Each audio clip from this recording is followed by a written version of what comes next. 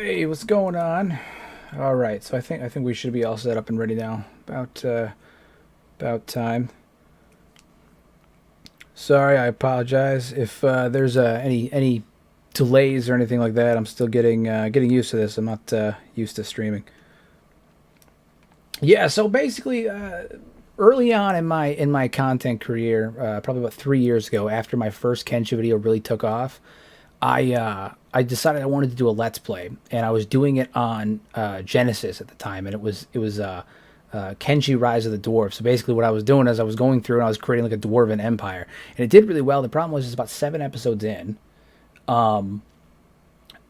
Genesis kept updating because Atlas is constantly working on it, and eventually it caused corruption issues, and my save got corrupted, and I had to stop the series, unfortunately. So it never really got a concrete ending, and I was really bummed about it. And so what I want to do is I'm going to go back through and I'm going to redo Rise of the Dwarves, and I'm going to do it all on live stream, and I'm going to set some parameters in place where to kind of keep things fresh. So I'm gonna, for example, no, I'm not gonna do any save scumming. I want to keep everybody down to their vanilla components. So I'm not really gonna edit anybody besides the original dwarf or anything like that. And I'm gonna do like a full vanilla playthrough. Usually, I'm used to doing a lot more of messing with the system and like the build menu or anything like that. So there will be mods. I do have some quality of life mods that I have on here just to add some new content, keep things fresh.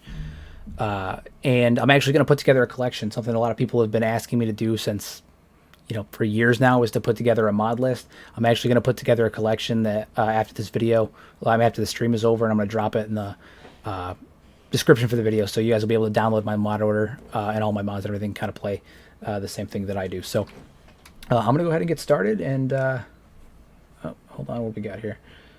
Using the fix. I have not played with Oni. I've heard good things about Oni, but I have not played with Oni. Currently, the one I'm playing with right now is the Iron Will faction. The Iron faction, newer mod, really good stuff, but nothing. I haven't used Oni yet. All right, so we're just gonna do a basic Wanderer start. I want to run this literally just like in the vanilla way that Kenshi's supposed to be run, or the way that they intended it to be run. So the only thing I'm going to change is just for the sake of keeping things moving forward, is I'm going to up the production, build, and research speed. Even at 2 times, it doesn't change anything. They're still absolutely abysmal. Okay, we're gonna get started.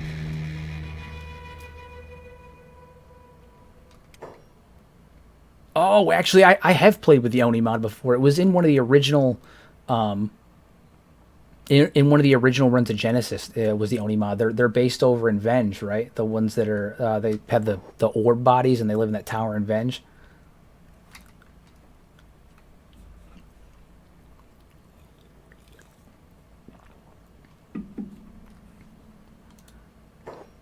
That initial load is always a pain. All right, so lucky me, I actually went through last night and just created, because I knew this was going to happen, where I had my little window up in the corner there, and I wouldn't be able to see nothing. I went through last night and made my initial dude just so I would have him. Oh, shoot. We're going to name him. All right, so there he is. I'm actually going to make him a tiny bit shorter because I did find he wasn't short enough. Put him at like 82. Yeah, that'll be good.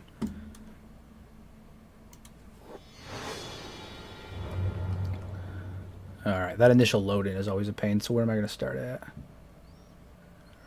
Alright. In the border zone. One thing about Kenshi is just because the nature of the fact that the engine is so old, that initial load in is always the absolute worst, but performance will pick up in just a second. Just got to do that initial load in.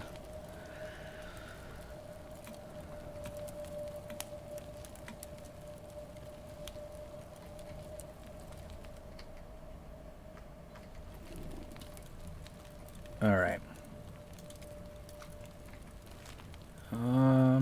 Okay, so first things first, I need to get myself some ore.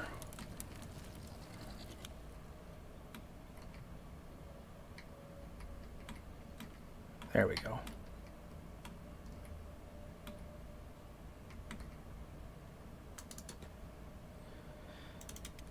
Head right off the beaten path. They got a nice little copper deposit right there that should do what we need it to do.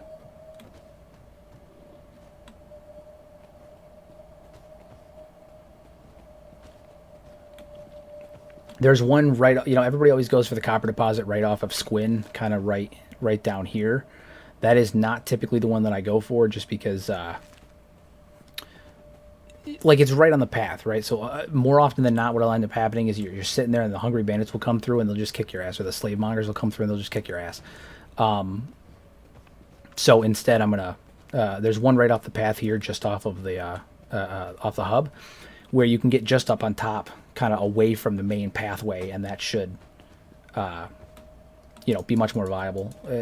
You can stay out of trouble a lot easier.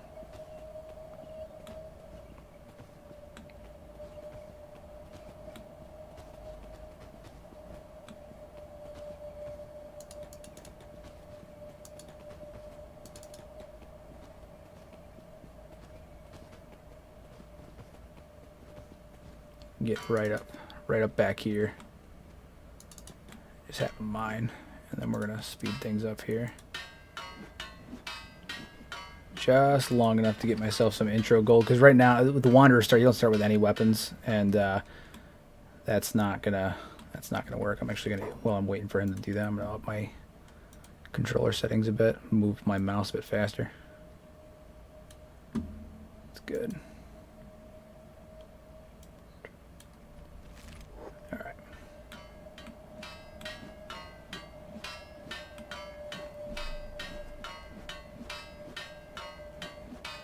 Thank you, I appreciate it. Much appreciated, JH man. This is a brand new experience for me, so I'm really excited about it. But yeah, one guy early on, always want to avoid combat, especially because I have the amount of combatants turned up quite a bit, so I will get absolutely wrecked early on. Granted, the Wanderer start, you start with stats like in the 30s for the most part. But even with one guy, it's not going to be pretty, so... Ah, shit. Wasn't emptying my loot.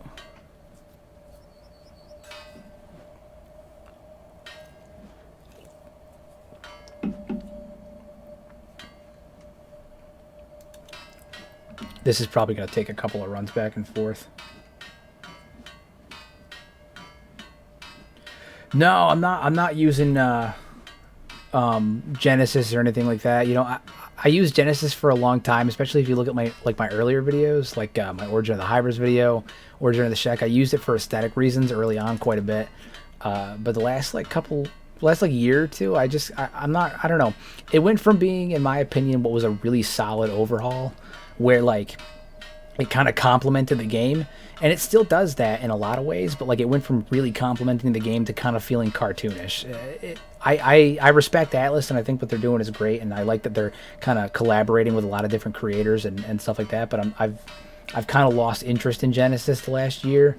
I used to be a big part of their Discord community and all that stuff, but recently I don't know, they're just not, it's not for me anymore, which is unfortunate, because like I said, it's a really good mod. It's just not for me anymore. I tried Blood and Sand too, but again, not for me. And I'll be putting my full mod list out in a collection after all this. So,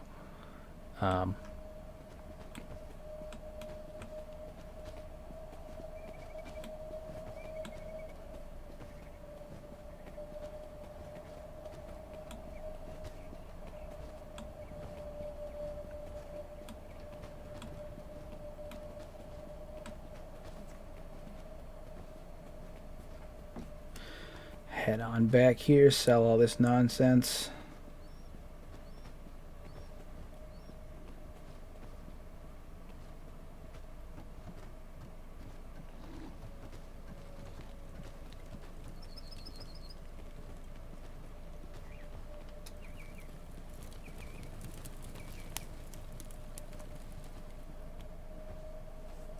All right, let's head on over here into the bar, sell some of this nonsense.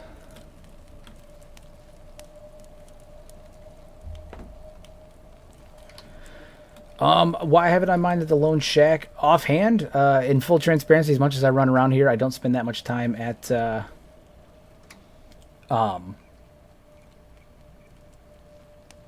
I don't spend that much time at the Lone Shack or by the hub, and so I probably just didn't think about mining the vein there. If it's the one that I think you're talking about, I've actually gotten my I've gotten my ass handed to me by that vein quite a few times. The one that I typically go for is the one over by Squin, but I found recently that one just off the road there is a little bit safer because it's off the beaten path just enough to where you won't pull aggro nearly as much. So. Alright, I'm not going to have enough for a weapon quite yet. Probably one more run and I should.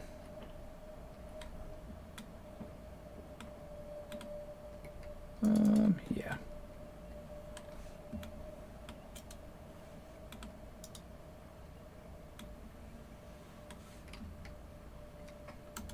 Wow, hold on. I'm having some brief issues here. There we go.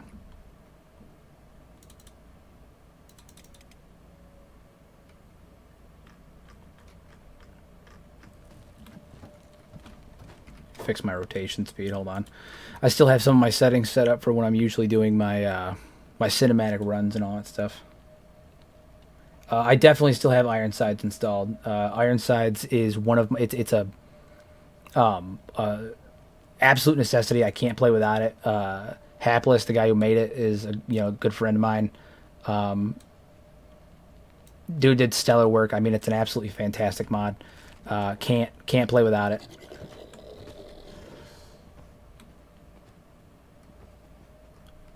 Oof, a little too much. Sorry, all my settings are still on my cinematic, like my cinematic setup for when I'm recording gameplay footage for videos. So I'm trying to get these to where I want them to be. Again, probably go for like a 4 or 5. There we go. Better. Yeah, much better.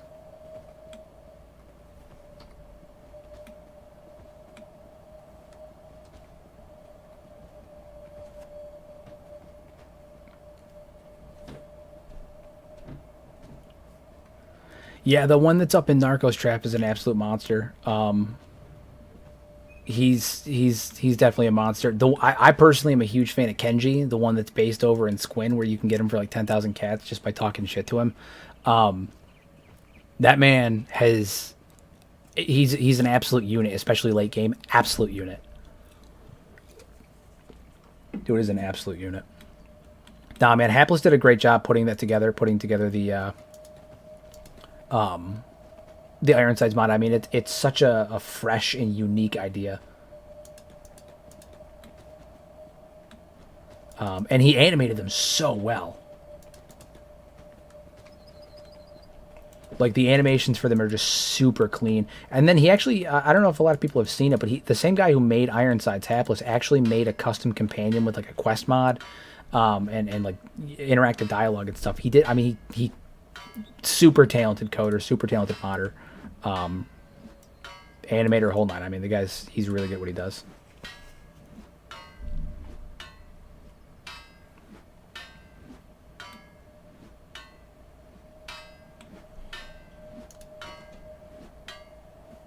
Speed this up a bit.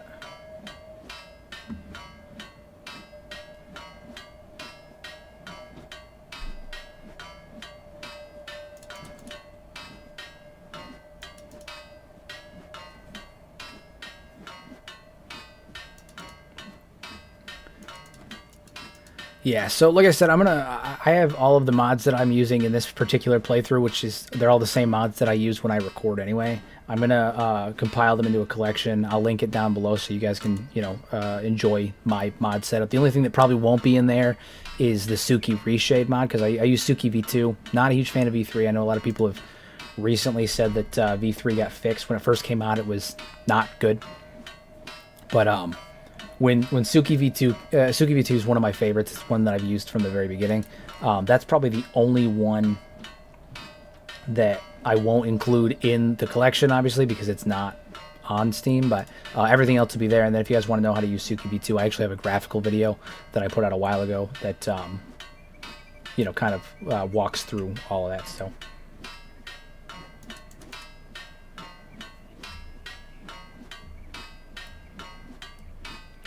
Any minute now. The first couple minutes of every playthrough is always such a drag. Just going through mining copper. At least that's what I do. I'm always for the mining of copper. I just need enough to get a weapon. Once I get a weapon, we'll be fine.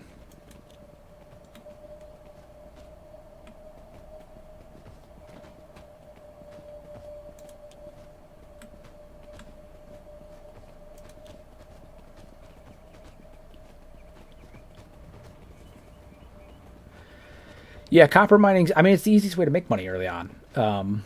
You know, at least unless you get lucky and find like a Garu caravan or a trader's caravan that, you know, got moitered by somebody and you can raid the dead Garu. That's usually every so often when that happens. It's always good early start to a game when that happens.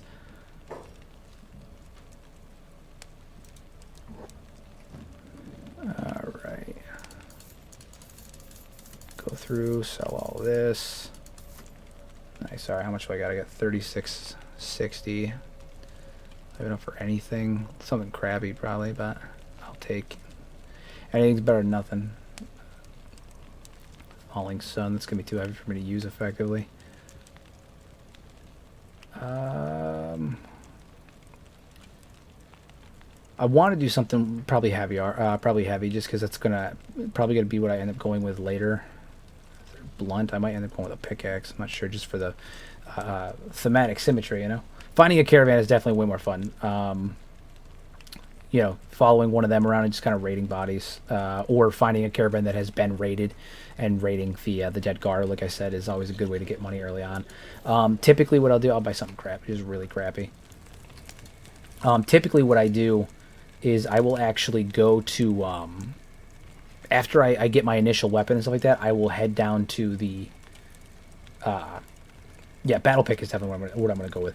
What I do is I head down to the Band of Bones camp just south of Squin, and I perch right on the little overhook there, where you can see the camp, and you might aggro one or two of them, but not a lot.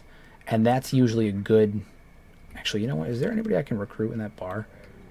Pull a second dwarf early. I got 3,000. As long as they're a low recruit, I should be able to.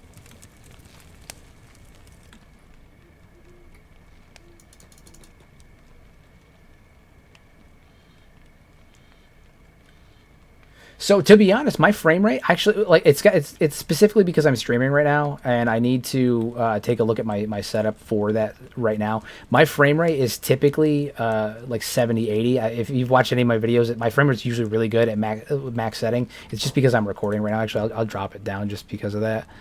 My frame rate is usually much better.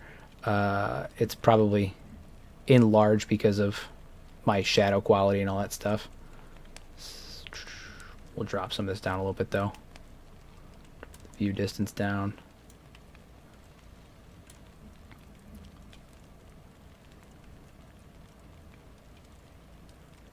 Yeah, it's purely because I'm streaming right now. Typically, it's not this egregious, and a lot of it actually. Now that I think about it, is probably I'm trying to remember what the I haven't messed with my INI in so long. I'm trying to remember what the hotkey for my reshade is. You guys get to see my reshade settings. Hold on, I gotta look up the hotkey for reshade. Actually, you know, chat. Anybody know what the hotkey for reshade's INI settings is? Because offhand, I don't remember. Is it Shift Tab? No, that's Steam. Shit. What is it?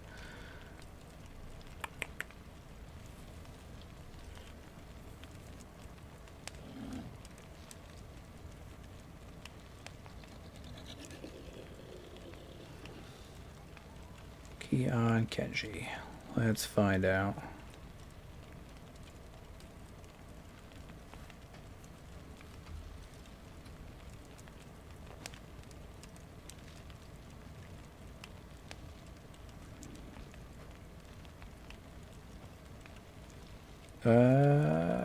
In the number pad, hold on. Let's find out. I had it set to something, I just can't remember what it was.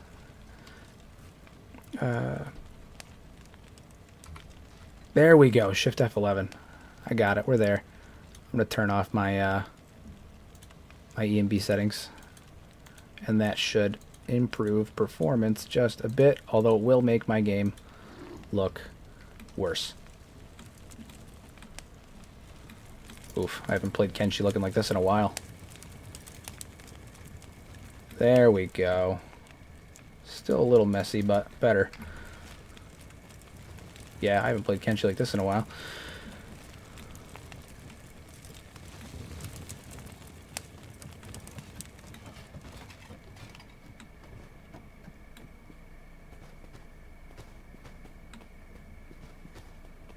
Yeah, much better.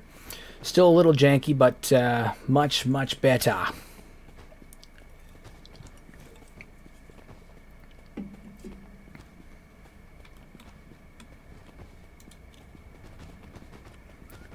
Speed this up. I'm going to head down towards Squin.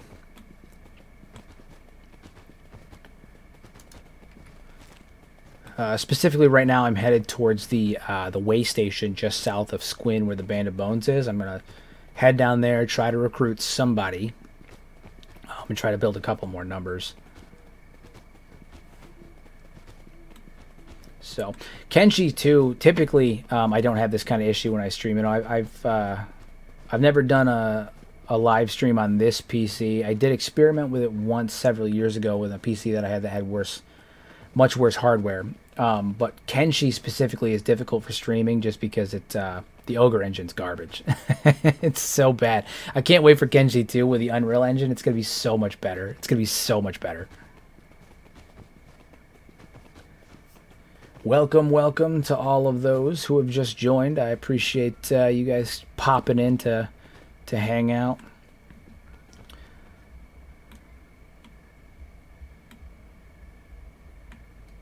Yeah, the Ogre engine truly is garbage. Unreal Engine 5 is going to be so nice on Kenshi 2. I know people are kind of apprehensive about it because Unreal Engine's kind of janky sometimes, but or not janky, but like it's a little intensive sometimes. But like it's going to be so good. I have full confidence in Lo-Fi. You know, I've had a couple conversations with them behind the scenes talking about like how Kenshi 2 is going and all that stuff, and you know, back when they did the last update. On April Fool's, when they had a bunch of us creators come together and kind of unveil the new camera mode, and so I had a conversation with a couple of their developers, you know, a couple of the developers and the marketing team over there. They're doing a great job. I you know, any worry that people have should be put to rest. They're doing a great job. They know what they're doing, you know, so.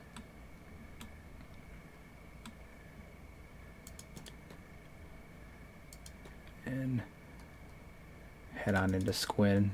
I would recruit a Shek in here. Like usually I'd recruit Ruka and stuff, but I'm kind of early on. I'm gonna work in some of these Shek cities just because it's a bit easier. But my overall goal is to kind of create a faction that's similar to that of the Dwarves from like Dragon Age Origins, right? Where the Shek kind of maybe act as like the dark spawn. And kind of overthrow the Shek and go from there. Eventually, the plan is Dwarven supremacy. Don't get it twisted. I have no intention of singling out just the Shek, but I'm gonna try and stick primarily to Scorch Laners and Green Laners just for the sake of symmetry in my unit, thematic and whatnot.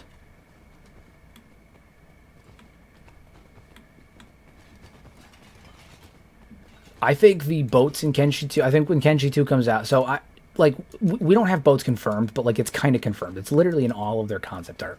We know they're going to do boats. I have no doubt that they won't, especially because so much of the community has come out and been like, no, they're doing boats, right? And they've made no attempt to curb it. And, you know, typically I wouldn't say like not talking about something is kind of admitting to it.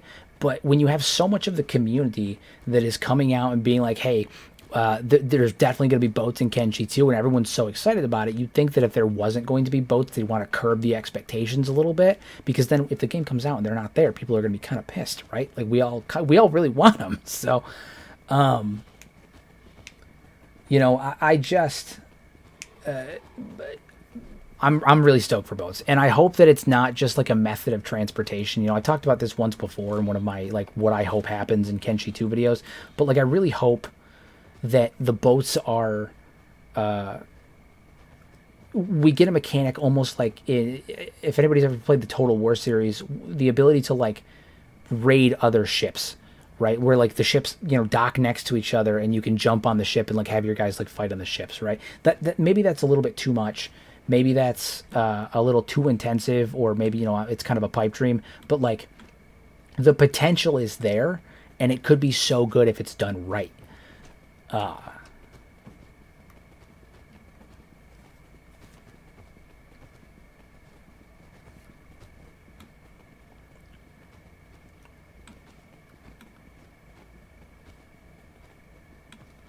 Head down over here.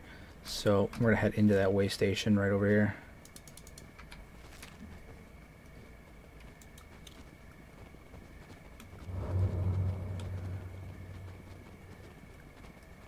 Right up here. We do love the ×3 speed jank.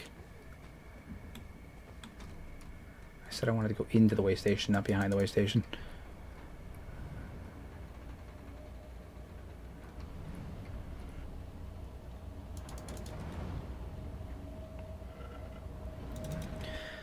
Yeah, by next stream too, I'll get the frame rate issue ironed out as well. It's not, I mean, it's not terrible right now. It definitely could be better. It's just typically, like I said, with my EMB and everything on, it runs at like 70, 80. I almost have no issue ever. I play with my EMB and stuff on all the time. It's just obviously the stress of the stream mixed with the utilization of the Ogre engine is a lot. Ogre engine's garbage, so.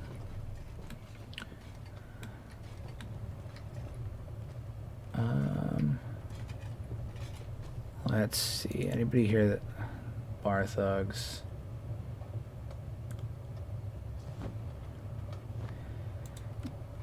Yeah, there's a couple. Like I literally, this is the first time I think I've seen Kenshi like in its true state, and I think 3 years, 2-3 years. I've had that EMB on for 3 years. I can't play. I usually can't play without it. Like it's just it's absolutely essential. I don't know what to do about it. You know, it's difficult. It's definitely definitely difficult. God, really, there's nobody, no humans here for me to recruit. That sucks. There's at least a Scorch Laner that I can pull. Bar thugs, tech hunters. No, nothing. Absolutely nothing. I mean, I'm not like only recruit here. In this playthrough, I'm kind of only recruit human, but like I no idea. Okay, well, I'm gonna have, that's ridiculous. Let me, I'm not strong enough to take Band of Bones yet, so I'm gonna head up into Holy Nation territory, I think, or head up towards that way and use them to kind of kite some bayonets out to me. Plus, I know that I can get some human recruits up there, and then I'll kind of come back and circle back to the border zone and fight off some dust bayonets and go from there. But I'm gonna have to head up to Holy Nation territory. Let's zoom out a little bit. So, yeah. So the Band of Bones. Band of Bones are under the banner of Tora the Fearless, which is an ironic name. She calls herself Tora the Fearless, but she was actually widely disgraced from the Shek. So what happened was she was in some kind of combat situation, and she fled from battle, or she survived the battle. We know that happened to Ruka too, right? So like Ruka survived the battle, and then when she came back, they were pissed at her for not having died in the battle, like Shek want. They want to die a glorious battle, and so they cut off her horns, and that's why Ruka's like that. And so Tora the Fearless, something similar happened to her. We don't know all the details, but we know that she survived some kind of confrontation with a foe, or she fled, and they tried to strip her of her honor, and they were going to cut her horns off, and she basically said, no, I'm not doing this, and she bailed out and took a bunch of Shek with her that all kind of follow that same principle, and they became an exiled group of Shek. And that's actually one of the big problems in the Shek Kingdom right now is that they're so fractured. The United Cities and the Shek Kingdom are easily the most fractured factions in the game. It's crazy how absolutely fractured they are. They can't function well currently because they're so fractured into different little segments. You know, the Shek have the Band of Bones, Krull's Chosen, the Berserkers, and then the Shek, and that's not including all of the ones that left the Shek Kingdom and are actively migrating. Please don't attack. Please don't attack. Whew. Slave mongers. They like to randomly assault you. Yeah, the Shek Kingdom, you know, aside from all of the independent splinter factions they have going on, they also have a shit ton of them that left the Shek Kingdom and are currently migrating over to United Cities as mercenaries and looking for work as samurai over there because Asada won't let them follow or like truly follow the doctrine of Krull. So like the Shek are falling apart because of that. I mean, they're incredibly fractured. And then don't even get me started on the United States.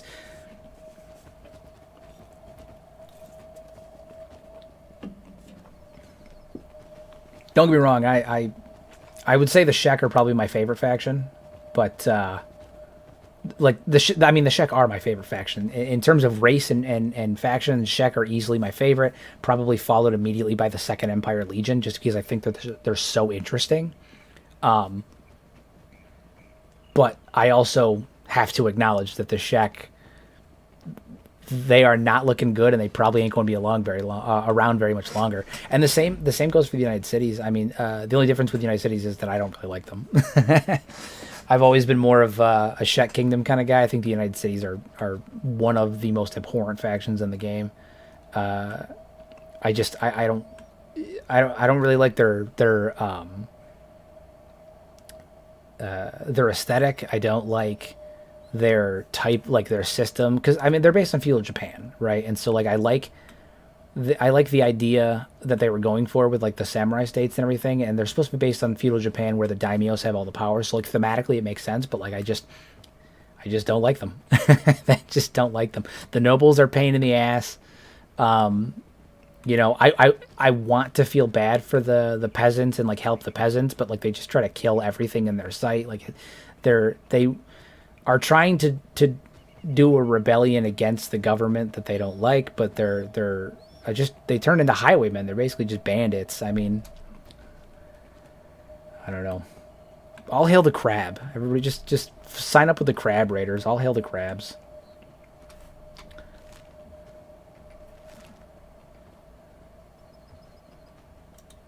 It may shock everyone to know that I, despite having dived into so much of Kenshi's lore in the last 3 years, know very little about the Crab Raiders and have interacted with them just as much. Like I think I've maybe gone over there and interacted with the Crab Raiders like 3 times total in like 5 years. I got the game in 2020. Is when I first picked up the game, and I think I saw the Crab Raiders that year, and I don't think I've even gone over there since then. I think maybe 1 or 2 times I've gone over there, and that was usually because I started there because of a mod. You know, I know a couple of the Genesis starts are over there. Yeah, nope, not. I'm just not super into the Crab Raiders. Which Lo-Fi would hate because the crabs are like their favorite thing. They post crab memes like every day. But no, not for me.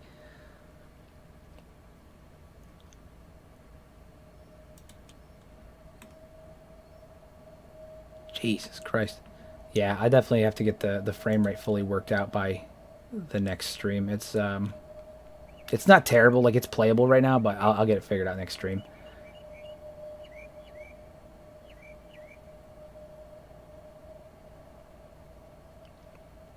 I said a lot of it has to do with Kenshi's engine just being crap. But it's usually, I mean, it's literally never this bad during traditional gameplay. I think it's just the weight of the stream. Oh, all right, all right. What are the chances are that they saw me? Are those nomads? Yeah, those are nomads. That won't be a problem. Just a little worried for a second.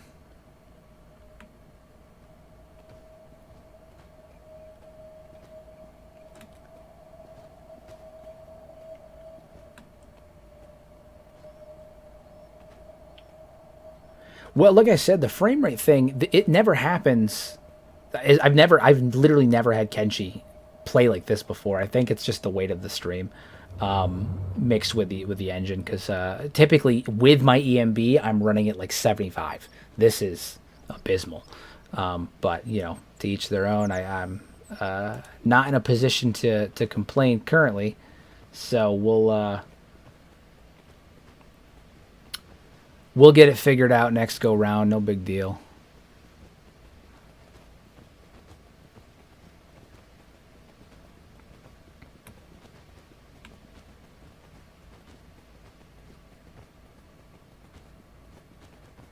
But I will say it does make travel take quite a bit longer. Usually I'm able to just like 3 times it, and I can get from Squin to Bass 5 times over in this amount of time. Oh, wait a minute. Hold on. There's bodies over here. And bodies mean loot. And loot means money. But it just means that I have to keep my initial squad smaller. Oh, good. Horse chopper. I can have a weapon that's not garbage.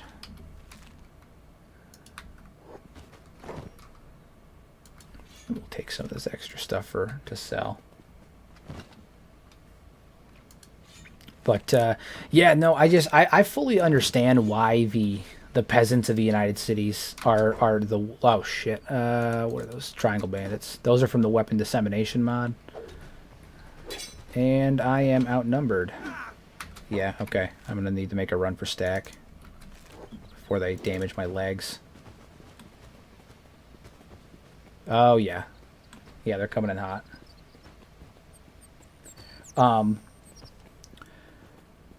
Yeah, I mean, like I understand why they do what they do, right? Like I get it, and I empathize with them because like they're clearly just desperate people who are doing a desperate thing, right? Like they're hungry, they're downtrodden, they've been abused by the system that they were born into or that they work into, and I totally get it.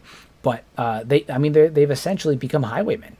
You can't leave the United Cities or go anywhere near them without being attacked by them, and it's crazy because, like, you'd think that they would be able to identify who they're attacking, right? Like they should be focusing their efforts primarily on the slave trade, on the United Cities nobles.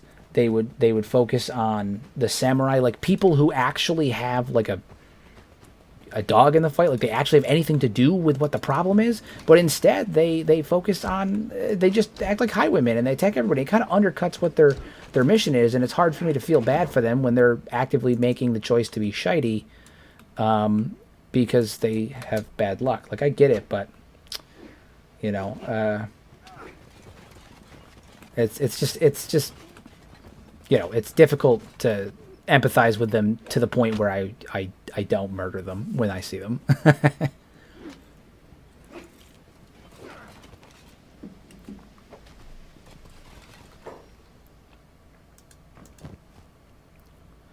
No, I'm not keeping that, but I am keeping you because you are better than the crap that I'm wearing, that I'm using. And I love a hat.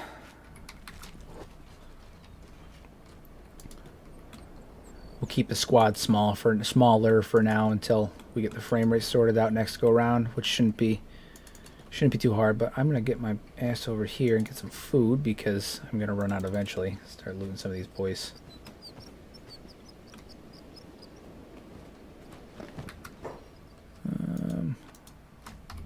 All right, get a little bit of food, a couple animal skins. If I can get two people with me, everything will be fine. I love the tricorn hats. You know, they're kind of gimmicky, kind of stupid, but at the same time, you know, actually, I'd rather have the animal skins than these. Sell for way more.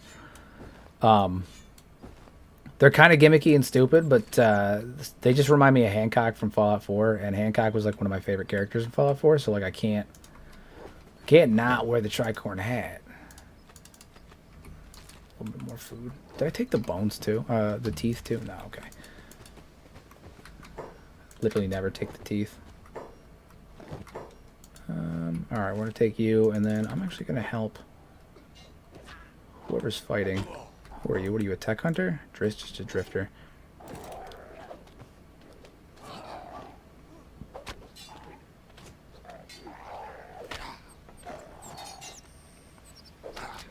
Yeah, I do have the mod that has Mitel weapons. I also have the, what is it? One of the mods that I'm is in my little collection that I'm putting together is the Mitel gold dust retexture. So all the Mitel weapons are gold with like a black with a gold trim. I might survive this. Yeah, so they're all black with a gold trim. It looks fire. They look really good. No, I gotta get the hell out of here again. Bag it up, bag it up. Draw their attention again. If I can get back to the Holy Nation and let them take... See, there's a couple paladins back there, but I'm gonna try and aggro some of the other paladins over here to deal with them for me.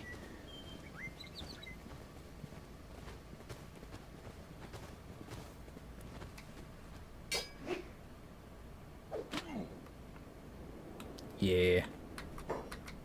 How much health do you have? All right. We're making good progress. I mean, one of them I can take without much of a problem. I am going to take you, however. You right there, and we're going to Kimbo. There we go. Up my damage a bit. Add some bleeding. Stack a little bit of bleeding on there. Much better. Okay. Did you have a healer? Yeah, he did have a healing kit. Good stuff. Alright, we're gonna heal up.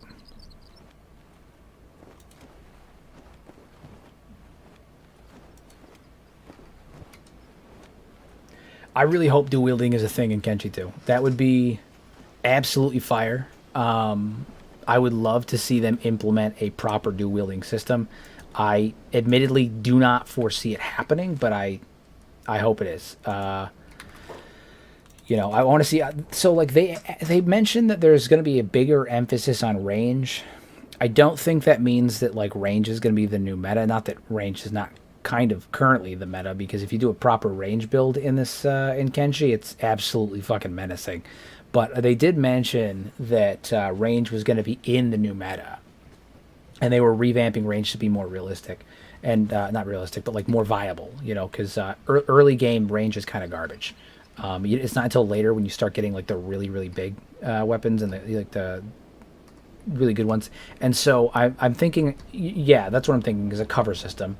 I think a cover system is definitely something we can foresee.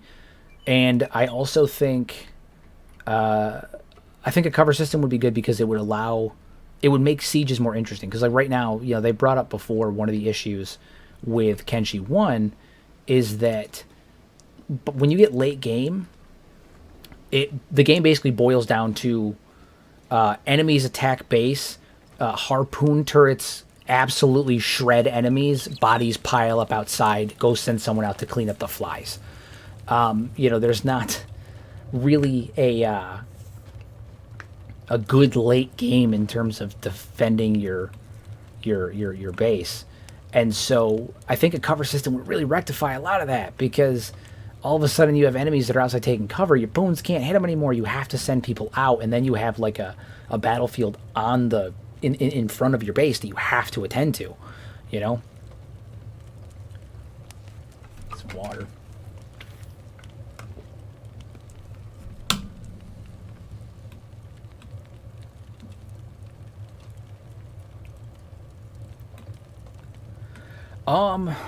So the Second Empire structures that you're referring to, are you talking about the ones in the Ashlands? Because in all honesty, the Ashlands structures are not Second Empire, they're first.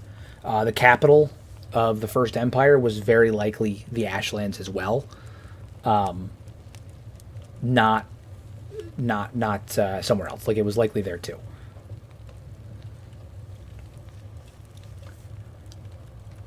Oh, okay, yeah. In the concept art, yeah, no. So some of the concept art is really cool, and I like the sloped look they have to it. Like a lot of the concept art shows like the buildings in Kenshi 2 have like this kind of like pyramid like sloped look that's just fire. It's got like a real manufactured like concrete look to it that's just really, really good. Wow, that was a massive frame drop. We're going to recruit our first dwarf. Eventually, I'm going to grab Griffin. I just don't have 9,000 cats to give him right now.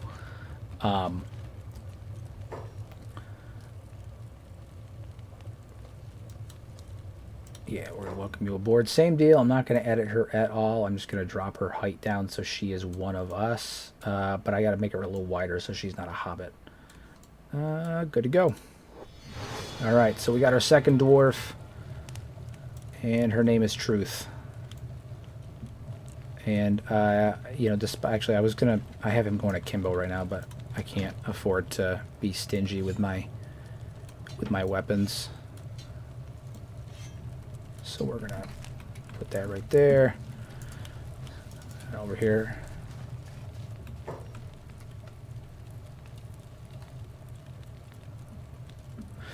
So the buildings in the Ashlands are remnants of the first Empire, not the second. A lot of people think that they are just like the second Empire because Catlon's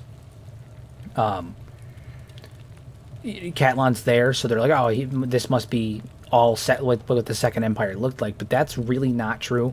If you look at the architecture of Second Empire ruins, they are much smaller and less advanced. They're still more advanced than what we have now, but like they're less advanced than what we saw in the first Empire, right? You'll notice that like a lot of the citadels and the ancient labs, the ones where they have like the really good tech, those are all First Empire ruins.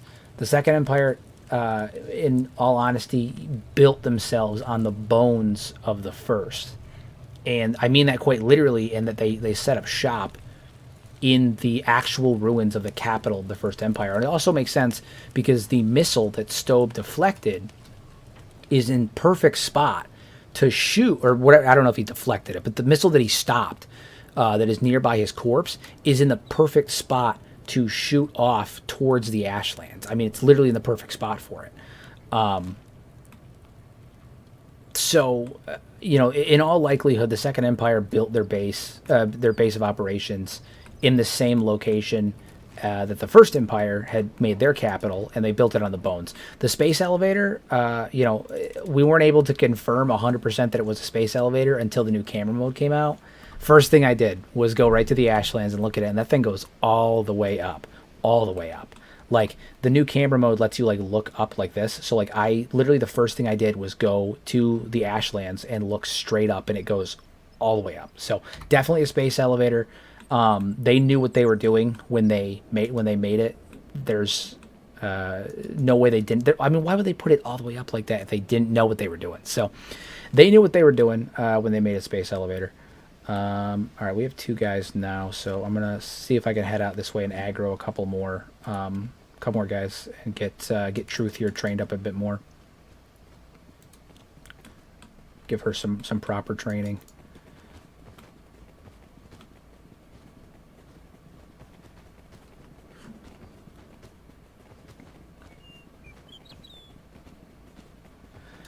I doubt that we'll see them invading the planet in the sky. You know, there's a couple theories about what that may be. You know, what the planet above Kenshi may be. Where is it at? It's around here somewhere, right? No, can I not see it right now? Oh, there it is. There it is.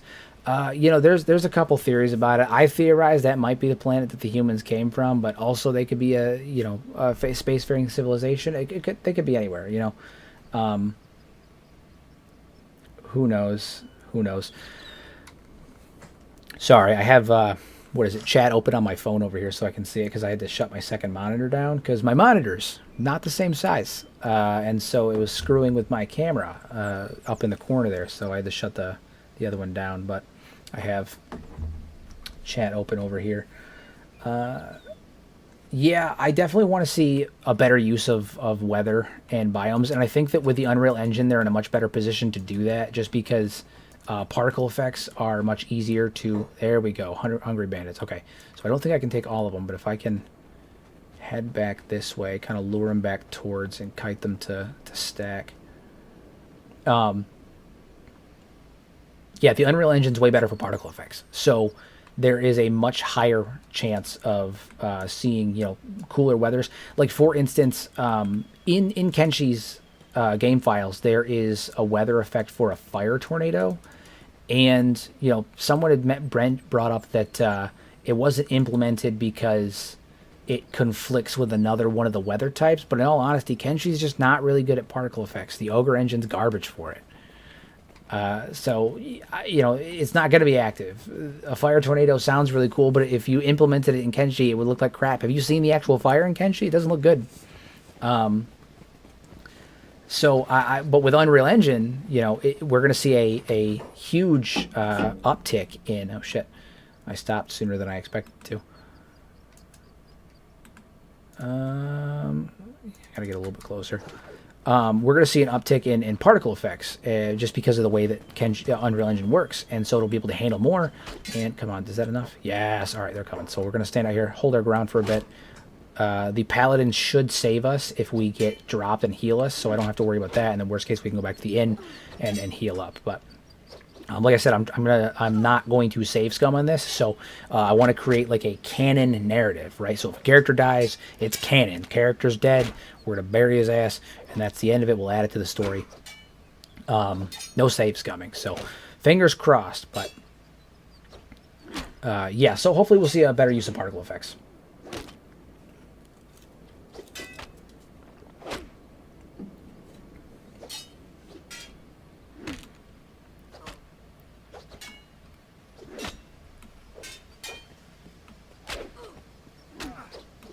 Honestly, I know that he's got like decent stats because it's the Wanderer start, so like your character has decent stats for this like base beginning. He's got stats in the 40s. But I have like 3 or 4 attack slots on, and he's not doing bad considering he's outnumbered the way that he is. I mean, he's not doing terrible. I'm thoroughly impressed.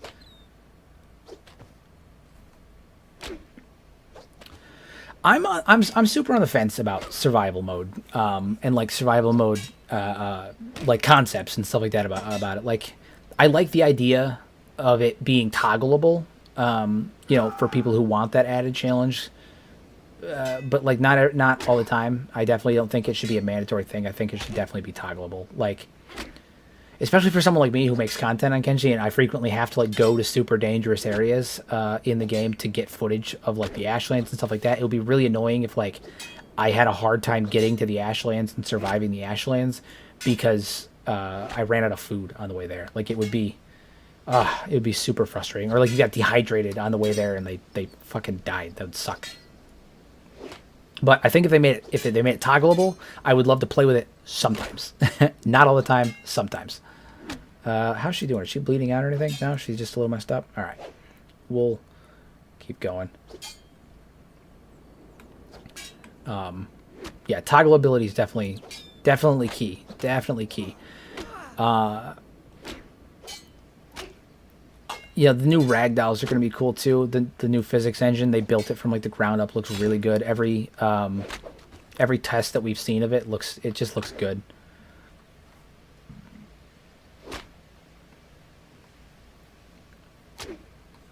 I would like to see the ability to schedule your jobs. Like we have the job management system over here, obviously. I would love to see the ability to like give your units a schedule, right? So like they work from here to here, and then maybe they do something else, or like maybe they farm in the mornings, and then in the afternoons they work. They're on the turrets. Like you could set like a rotation, and it would be cool because then it would kind of, I wouldn't say eliminate the need for improved sandboxing, but it would make the sandboxing a little bit better without having to implement better sandboxing. It'd be kind of easy on Lo-Fi's part because you could give them a schedule where like the guards go from place to place. You could give them like a rotation. You could give them a schedule. You could set your guards to guard certain spots during the day, or patrol the perimeter.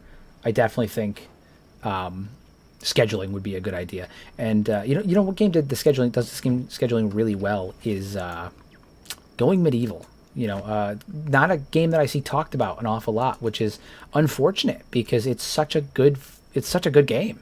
It's by Foxy Voxel. I wholeheartedly recommend if anybody's looking for just like a nice, easy. Easy not the right word. It's definitely not an easy game, especially as you get late game. But like it's just a nice, like calm sim game where you're building a little town or like a group or like a city or anything like that, or just like living in the woods, you can play solo and like build like a cabin in the woods and stuff. It's a good game. 10 of 10, do recommend. Anybody's looking for something to do, check out Going Medieval. Solid game. Foxy Voxel did a really good job with it. We're gonna speed this up. All right, so we definitely gotta build her up. I'm gonna put her on blocks, so next time she goes out, she can build her defense a little bit, because right now she's garbage.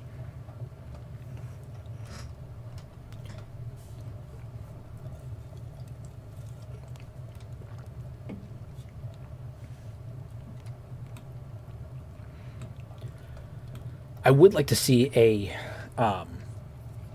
I theorized it in my "What is the redacted feature" video, but I really think a cave system would diversify Kenshi like crazy. And the idea of delving underground and like actually mining out like these ores, because right now we get copper, we get iron. That's really it, and stone. That's really it. And that was in the last update that we got on April 1st. They talked about how they had implemented a new system where you could put in these custom ores and stuff without having to like use the existing veins or anything like that. They made it easier for people to do that.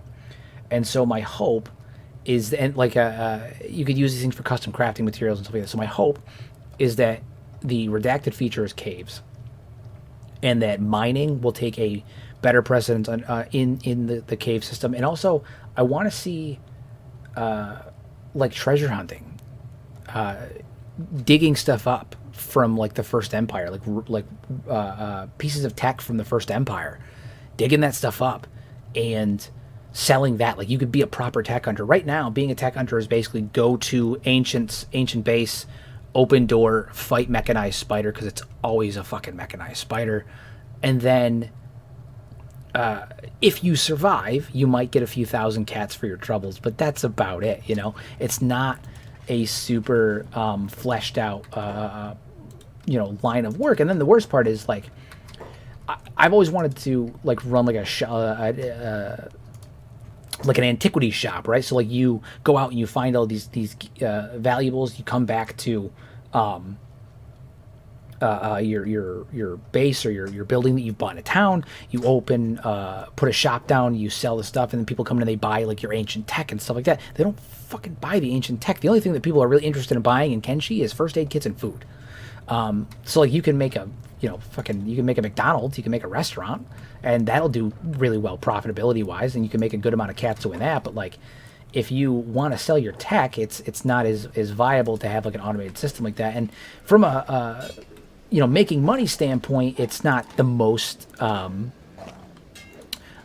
like viable option anyway, because like you can just obviously sell it to a vendor. But like from a roleplay perspective, it'd be super chill to be able to open like a tech store and like have people go out on expeditions, and then you return and you put it in your shop and you just dip out and make money passively while you're waiting for while you're out on other expeditions. But that doesn't really happen, unfortunately, because the AI is not programmed to buy that kind of stuff regularly. You'll sell stuff occasionally, but not enough to make it a viable source of economy. I definitely think that a big focus in Kenshi 2 needs to be an economic overhaul. Like, the way that the economies function, the way that doing shops function, all of it needs to be overhauled greatly, because there's a lot of potential there, and they're squandering it, unfortunately, in the Ogre engine. So yeah, I definitely think that we're going to see a massive renaissance in mods. I think that when Kenshi 2 comes out, people have been kind of on the fence about it, because they were like, it's not going to be as mod friendly. But like, to be honest, Kenshi 1 is not very mod friendly. Like, it's not super great. I should probably go get a health kit actually before I just wander out here. I need a way to properly heal myself. Kenshi 1's not super mod friendly. Importing assets is a pain in the ass. Doing mods is a pain in the ass. Getting mods to work in general is a pain in the ass, and most of the time you're stuck using like you're kind of isolated to vanilla assets, or not vanilla assets, but like just in general. The point is that Kenshi modding is not great right now. It's got a lot of really creative people who have done stellar work, absolutely stunning stuff with what they were given, but they were given not a great tool to do it with, and they still created such amazing work. And so if you gave them the proper tools with an open source code that let them do the things they need to do, like it's going to be great. And so Kenshi 2 being on Unreal 5 is going to have that the ability to do that. We're going to see a huge renaissance in modding. I think Kenshi 2 is going to be, I'm not going to say as popular as Skyrim in the modding community, because frankly Kenshi is not as popular as Skyrim, let's be honest. But in comparison, it's going to be a very similar thing that you saw in Skyrim, where it's just the modding community is gonna be on fire. It's gonna take over. It's gonna be great. It's gonna be great. The Kenshi modding community though is stellar. Like I don't want anybody to think that like I'm shitting on the modding community, or like I'm putting down their work. That's not what it is. They are doing the absolute best they can with the engine and the tools that are given to them, and the tools that have been given to them are frankly not that great. But like imagine what they could do with the proper tools. Imagine what they could do with an open source and open engine that let them get in the things they want to do. I mean, the modding community in every game is filled with so many talented individuals, and it sucks when they're bottlenecked, so hopefully we see some improvement there. All right, I'm gonna head south now. I think I just need to get like one really solid recruit, and I think I'll be fine. But I'm gonna run back and forth between Holy Nation territory and the border zone, and try and pick off a couple of starving bandits, a couple of dust bandits. I need to get Truth outfitted firstly, but in order to do that, I need money, right? And once I get her outfitted, things will be better. I also need to get him the hell out of that coat, because it is my least favorite coat in the game. The one-sleeved leather jacket, like it's not my favorite. Don't like it. I need to get him something better, for sure.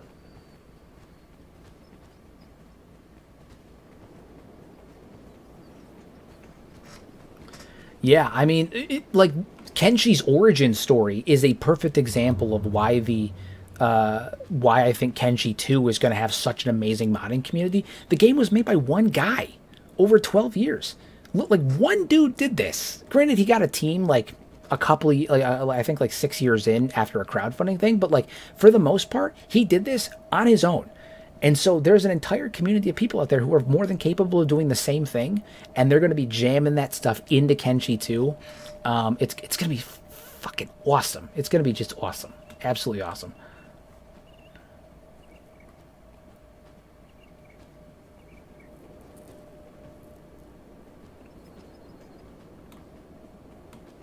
It's definitely going to be great. I remember I remember the first time I played Kenshi 1. The first. So, all right. So, the bit of context at this. At the time, I was a salary manager at a large retail chain. I'm not going to say the name of the retail chain, but it is a very, very large one. And I was working crazy hours. I was doing like 60, 70, 80-hour weeks every week because I was salaried and I was expected to do that. And I hated it. But this was right around the time that COVID had started. And I had gotten a sinus infection. And so because COVID had happened, I had lost my voice and I sounded like I had been smoking for like 35 years. I didn't like that roar. I think there's a bone dog chasing me somewhere, maybe, possibly. Oh, no, over there.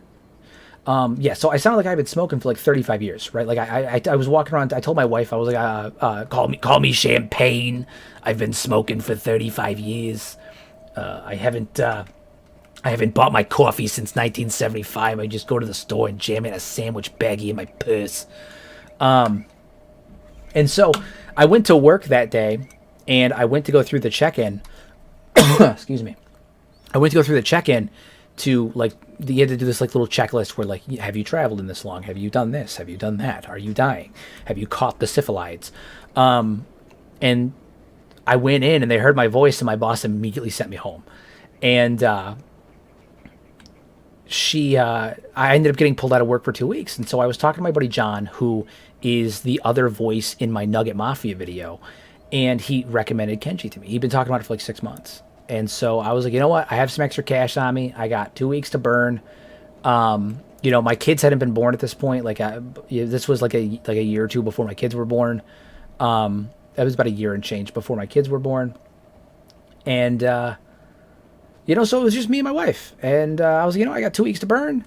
Let's do this. And so I bought it, and the first ever start that I did was the guy and the dog, where you start in Bast. And I remember the first thing I did, I started up the game, and I was like, I think this game looks like shit. I think it looks awful.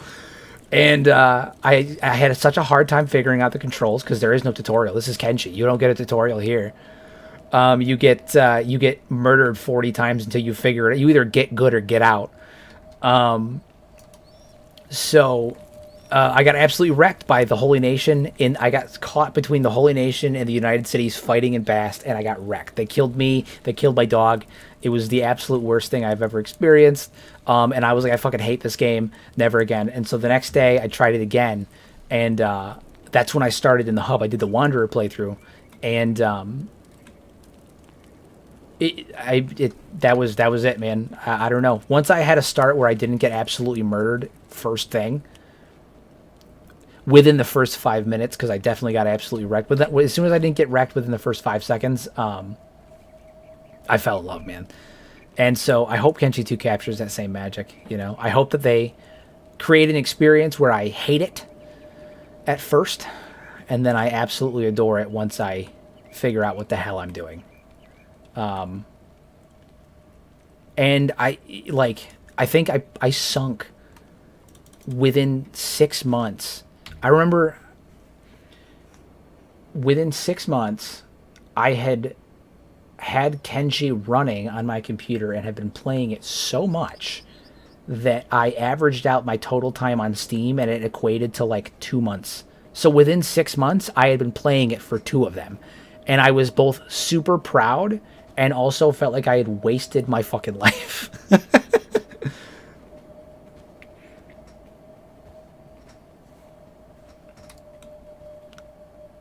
And now, it's been 4 years and I'm sitting at like 2,000 hours played, 2,000, 2,500 hours played. That number's only gone, what is it? I hit 1,200 back at like 2 years ago. And it slowed down after I had my kids. I just don't have time to play it as much anymore. And also, I spend more time on Kenshi making. I think this is the first time I've sat down and played Kenshi, like actually played it in like a year and a half, because I usually hop on to make content. Recording. What is it? A 15-minute video that I put out takes 2-3 hours of me finding, cinematic places to record and getting good footage and lining everything up. And the new camera mode helps, but like I don't actually play Kenshi that much anymore. I just don't have time. So this has been a fun experience. Frame rate issues and all. Do love good frame rate issues, but it's been nice to sit here and go through and actually play the game again the way that it's meant to be played, instead of me ripping the shit out of it to make content and everything else, so.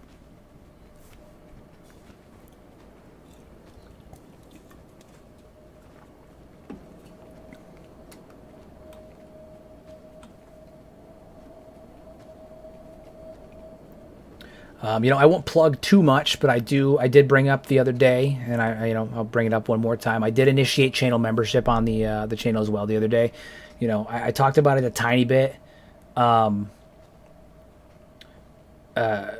Ultimately, my end goal is to be able to move to YouTube full time. It's something that I've always wanted to be able to do. I've tried to do it a couple of times when I was a lot younger.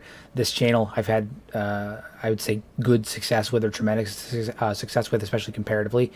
And I really love what I do, and I love making content for everybody. I'd love to be able to do it more, but unfortunately my current situation doesn't allot me that time. I travel a lot for my day job, so I have to deal with that, and then also my kids and everything. It would just be nice to be able to move to YouTube full time. So I did open a channel membership. I don't want anybody to feel obligated. Again, I'm not going to plug this very much, but it's $2.99 a month. You'll get access to priority in my my streams. You'll get like the little badge in there, and also on my comment section. And moving forward, any videos I put out, members will be able to see 24 hours early. Be able to see those nice and good. So it's something. It's not a lot. I tried to not make it too much because, admittedly, things like Patreon, things like channel membership, stuff like that, they always come off as kind of panhandly to me. And like I know that they're necessary to a lot of people to make that money, but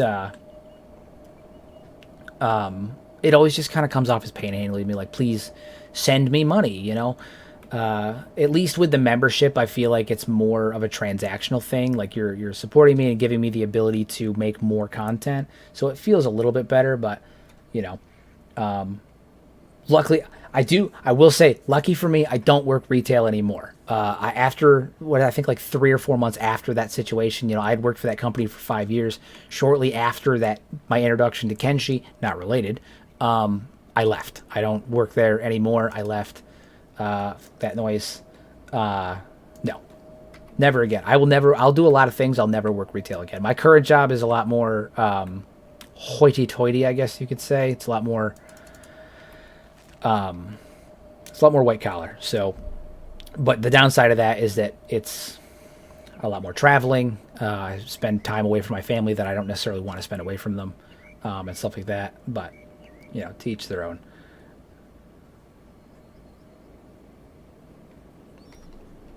I appreciate you guys saying that. It's one of those things. I'm always super nervous to talk about anything like financial on the channel because I don't want it to come off the wrong way. Some people come off as really greedy. They come off as really fucking pretentious. Like they're only in it for the loot, and like that's not it. That's not what it is. I just would like to one day be able to do this full time.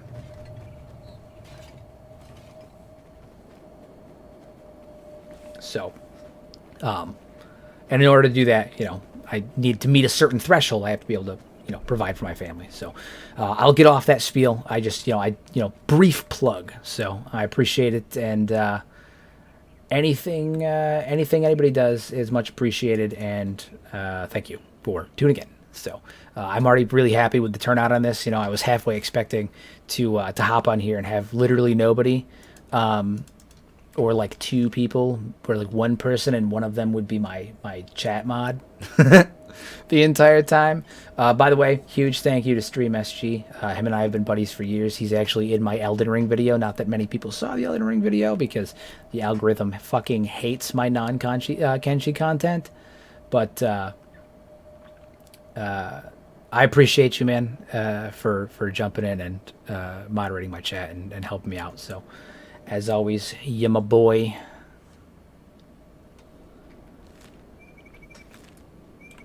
He also helped me work through quite a few technical issues I was having prior to starting this stream. Because, again, never streamed before, so I didn't know what I was doing. I still don't know what I'm doing.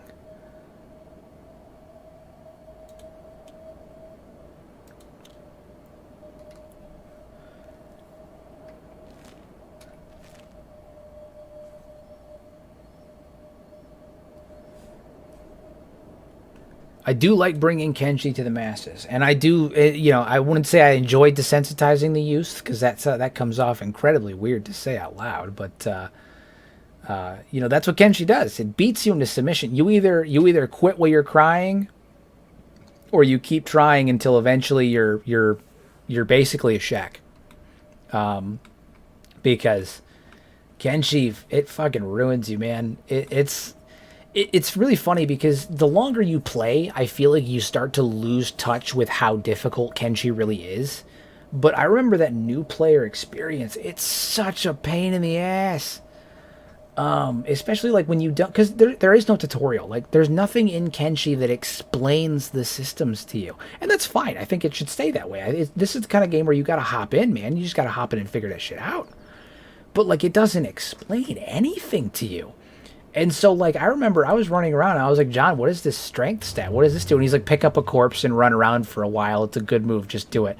And, like, he's like, don't try to fight anybody until you get your strength above 20 and your melee attack, your block above 20. Like, you're going to get wrecked. And, like, I had no concept of what any of these words meant or, like, what the hell he was talking about. And so, like, you got to dive in and learn this stuff. But, as you get progress and you're 3-4 years into playing Kenshi, you kind of forget that like that new player experience is so aggressively painful. I mean, they just root you from every angle, which like is good. I mean, it's a great experience. It's like I won't say it's the same as like a Souls game, but like it's the same general concept that like the difficulty early on is part of the it's part of the experience, you know.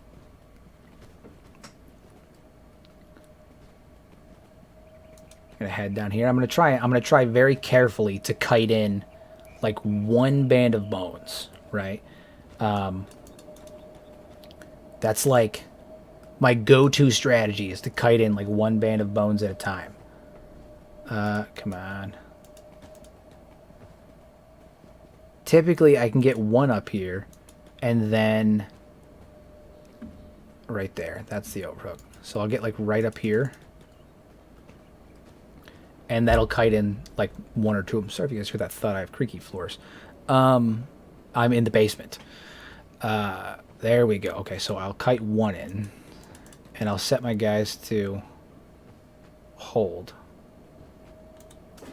Why are you running? What are you doing? What are you doing? Where are you going? Come on, no one told you to go anywhere. Stop running. What is he doing? Stop going places. What are you doing?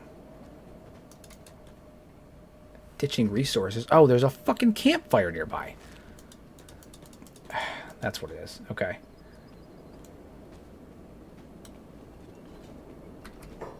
Alright, alright. I'm gonna take you down. I'm sitting here trying to figure out why the hell he's just running off. There's a fucking campfire nearby. He's trying to drop off the meat that I've had in my bag for God knows how long. Now, if I can take them down while avoiding... I want that axe. That's mostly what I want, is I want the axe, right? Like, I'm a dwarf. I need an axe or a hammer. Those are the two things that I require.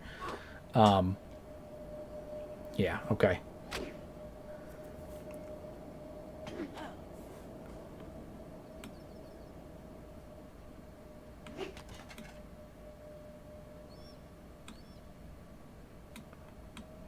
Alright, it's going.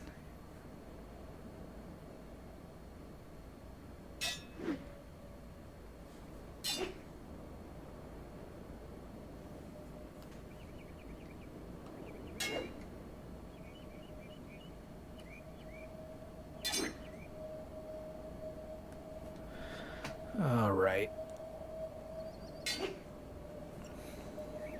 Oof, frame rate right here is abysmal. I'm definitely going to have to get that worked out. I really think that largely it's just Kenshi's engine, but we'll get that worked out for next time.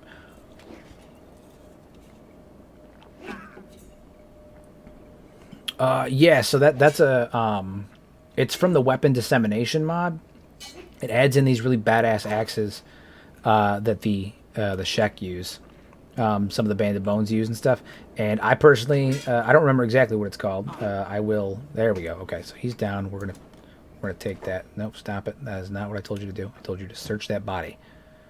Frame axe. There we go. Yeah. So this is from the Weapon Dissemination mod. Fantastic mod. That's what adds in the Triangle Bandits. The thing is badass. So I'm definitely going to use this. Super great weapon, though. Really good. There is a Mitao version of the frame axe that is... I don't remember who has it, but it's really, really good. I am not going to switch out the leg plates because I'm not going for that samurai look, but these boots and...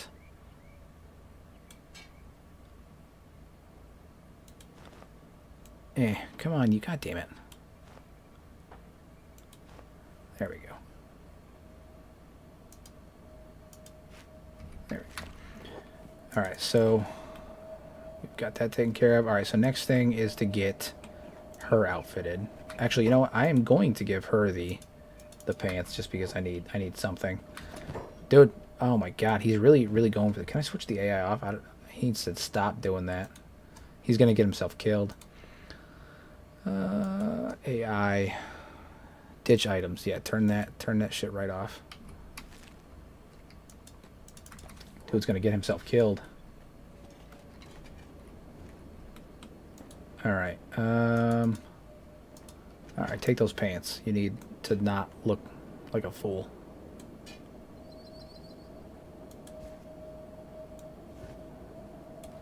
Take that for later. I don't know when I'm going to use that, but I'll find a use for it. All right, so they're coming up. There's a second one coming up right now. What ends up happening is the first one comes up because you're an intruder and you're near the territory, right? So the first one comes up, and then after the first one comes up, another one will realize that, like, once they've been knocked down, they'll come over to try to heal them. And that's, you can kind of cheese them a little bit, but the problem is that if you start taking one or two too many, they'll all bum rush you, and at that point, you just got to hightail the hell out of here. All right, they're all moving. Yeah, okay, they're all coming up. This is that. Yep, we're gonna back up, back up, back it up, back it up, back it up, back it up.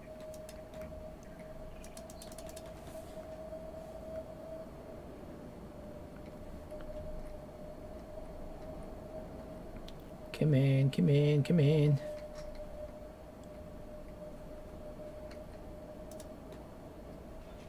Just try to slowly kite him up here. That one's moving. If I can just get one, that'd be great. No, passive just keeps them from attacking. It's really good for, like, if you have units that maybe you don't want to participate in the fight, or you need them to, like, keep working. Passive doesn't usually keep them from aggroing. I've never seen it keep them from aggroing. It keeps them from, like, being priority. They don't taunt. It's pretty much the opposite. But, like, if they kill your guys that they're actively fighting, they will come right after your passive characters. I've never seen it keep them very long. I don't think I've ever even used passive.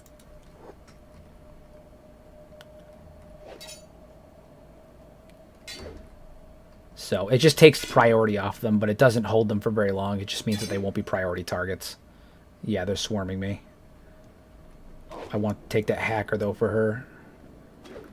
What's her health at? What are the chances I can take her down? Eesh, not looking great. I'm going to let her actually fight just a little bit. She's probably not going to do very well, but we're going to give it a go.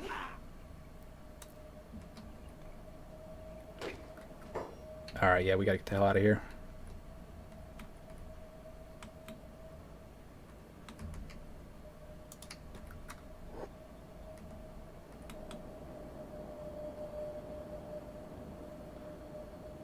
Oof, large frame rate drop. Come on. Come in.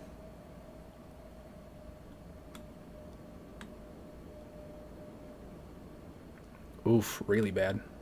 There we go. There we go. Okay. We're stable now. Yeah, have them come up here. The other thing, too, is that if they start really swarming you, you can lure them back to the front of the way station, and then the trade ninjas will deal with them appropriately.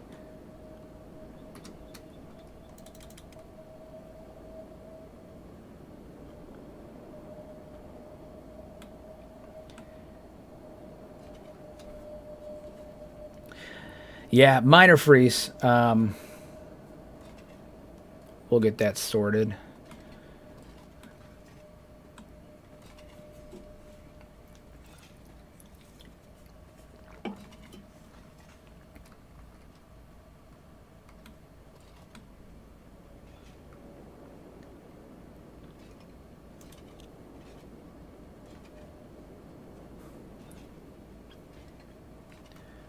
Head back up here, rest up a little bit, get some more health back. He took a couple of shots. Get a little bit of cash on him too.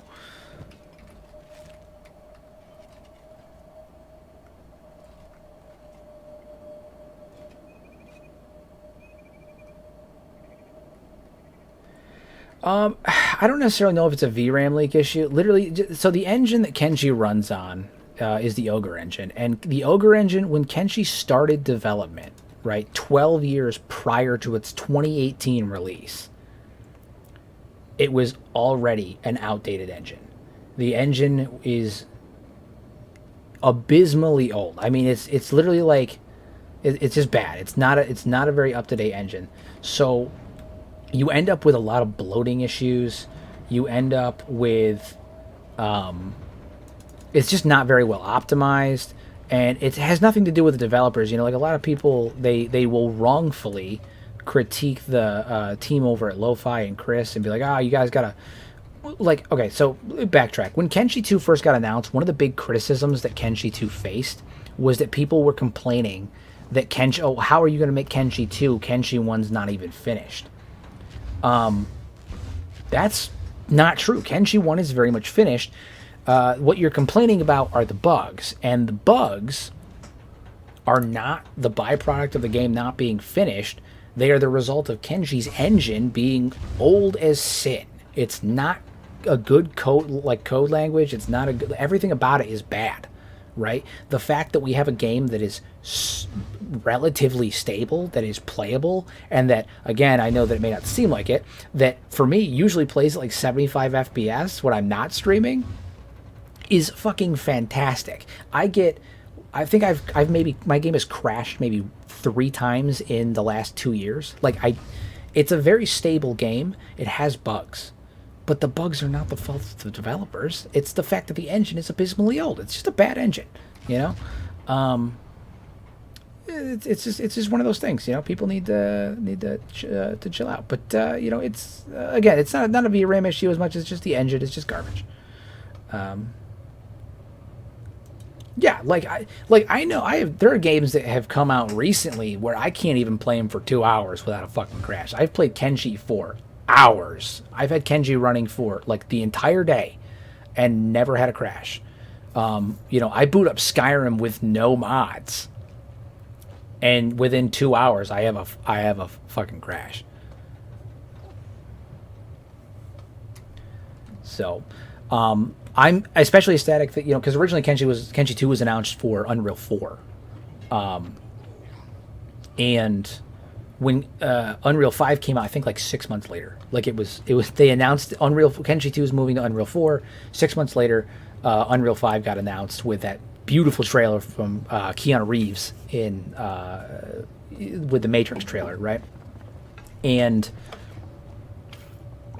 so I was a little nervous that, like, you know, they just announced they're doing Kenshi on Unreal 4. They've been building it on Unreal 4, and then the next model just came out. Like, are they gonna still use Unreal 4? Like, I wouldn't blame them, but like at the same time, it's like buying it's like buying a 2020 the year when the 2021s come out, you know, or buying a 2024 when the 2025s are going to come out 6 months later, you know. You might as well just get the fucking 2025. So, Unreal 5 does run Unreal 4 projects. The problem is that they did have to, they ended up using some of the beta features with like the lighting system, and some of the features that aren't fully finished for Unreal 5, or that are still being worked through. And as a result of them using those features, that's why it's being so stupid, because I still have it on 3 times speed. As a result of them still using some of those experimental features,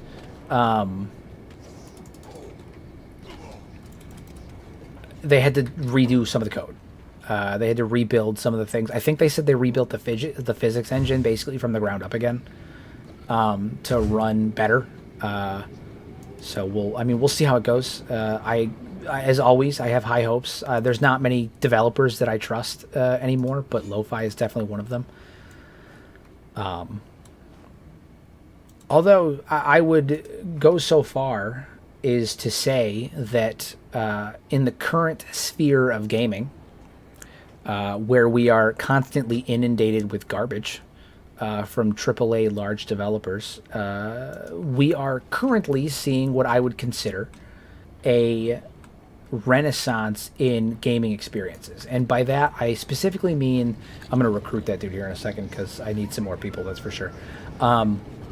Specifically, what I mean is, you know, we've seen a lot of AAA companies put out just crap year after year, month after month. I mean, my perfect example is the serialization of like the Assassin's Creed games. They went from churning out these beautifully made, fantastic games, and now they pump out every year a new shiny new turd. I mean, it's not great. and they're buggy and they're garbage. And what we are seeing is these AAA companies are putting out crap, but the indie developers, these little companies that no one thinks has the budget, the time, the talent, or the ability to put out high quality projects, are doing exactly that. I mean, look at Baldur's Gate. Look at what Lo-Fi's doing with Kenshi 2. What's another one that came out recently that I was absolutely... look at the team making Enshrouded. I mean, it's not... The game's still in beta, but, like, it's fucking fantastic. Look at Warp Frog with their official release of Blade and Sorcery. All of these small studios that are thought of as, like, not having the talent or the budget or the time or the ability to make these games is... Oh, Helldivers. Yeah, perfect example. So, and then not only are they making these beautiful games, they're not filling them with monetization, which is fantastic, or over monetization, because, like, there is some monetization in, like, Helldivers, but, like, it's not necessarily, you don't need it. It's just a way to speed things up. It's a way to take, like, an hour off your life. That's it. It's not like it's not even pay to win. It's pay to not have to play for an extra hour. Like, it's totally fine. But, like, in Pal World, but more important than that, not only are you seeing these games being made that are better quality, that are of higher quality, but you're seeing these games being made that by companies that are listening to their consumers, that are listening to their player base, and they're taking the things they say seriously, they're taking their feedback seriously, and they're communicating with their player base. When there's a problem, they fix it. When the player base is pissed off, they fixed it, they address it. When Helldivers was...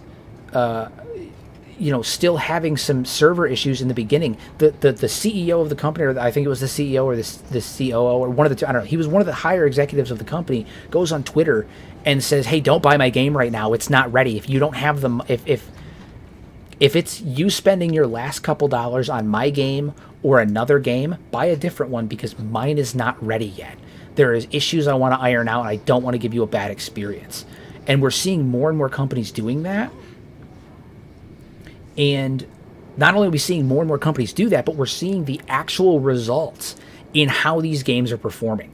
Larian, they wanted to put fucking Baldur's Gate on Game Pass for free right off the go. Like, as soon as it came out, they thought it was going to be a low-budget garbage game. And it is one of the freshest, most complex, wonderful experiences I've ever played.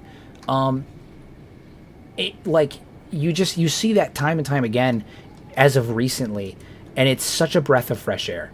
And I think truly we are seeing a renaissance in the gaming industry where consumers are finally sticking up to these AAA companies that for a long time had a monopoly on the market, and people were just buying any crap they put out. And they were giving money to these companies regardless of the garbage, regardless of the monetization. I mean, from 2016 until 2022, 2023, we were just getting shafted left and right financially. And I'm glad to see companies finally putting the consumer first and letting the money come second. Because if you put the consumer first, the money will come. Right? Like, they will pay their bottom line off if you put the consumer first. If you make a good game and you put the consumer first, you listen to the feedback, you communicate with us effectively, you don't try to make excuses. Like, it's not difficult. And we gave them that power for a really long time, and I'm glad to see we're finally taking it back.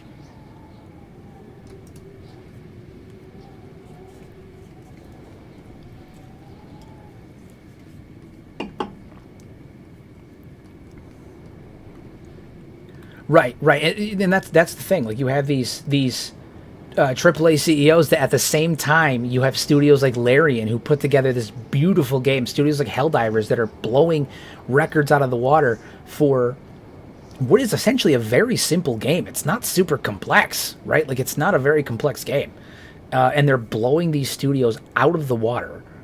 And then you have AAA developers being like, "Give us money.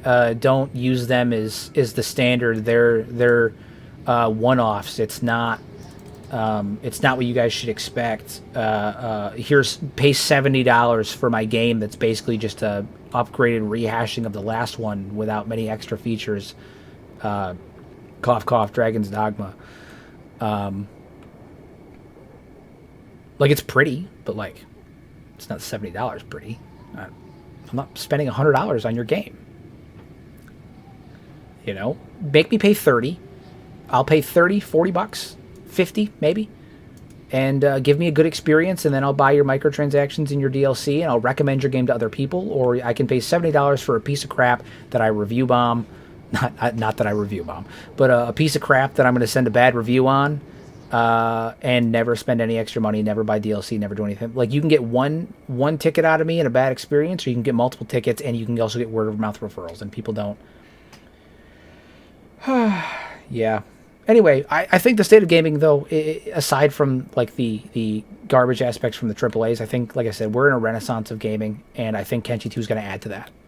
I think that we're seeing a resurgence of customer first, client first, gamers first, and I think it's coming from these small studios that put their clients first. So I'm glad to see that happening, because it didn't for a long time. 2016 to 2022 was abysmal. I don't know if everyone remembers the Shadow of War fiasco with the monetization on that, but like when you've gotten to the point where countries have to make laws about how you're building your game because you are being so abysmally predatory towards people, you've crossed into a territory that I find frankly unacceptable. You know what? Just to spice things up, we're gonna head over towards AdMag. We're gonna head over that way. Just to spice it up a little bit. Oh, actually, I'm a absolute brainlet. I was gonna recruit that dude, and then I got so busy on my tangent that I didn't do that. I'm gonna come back up here and recruit that dude.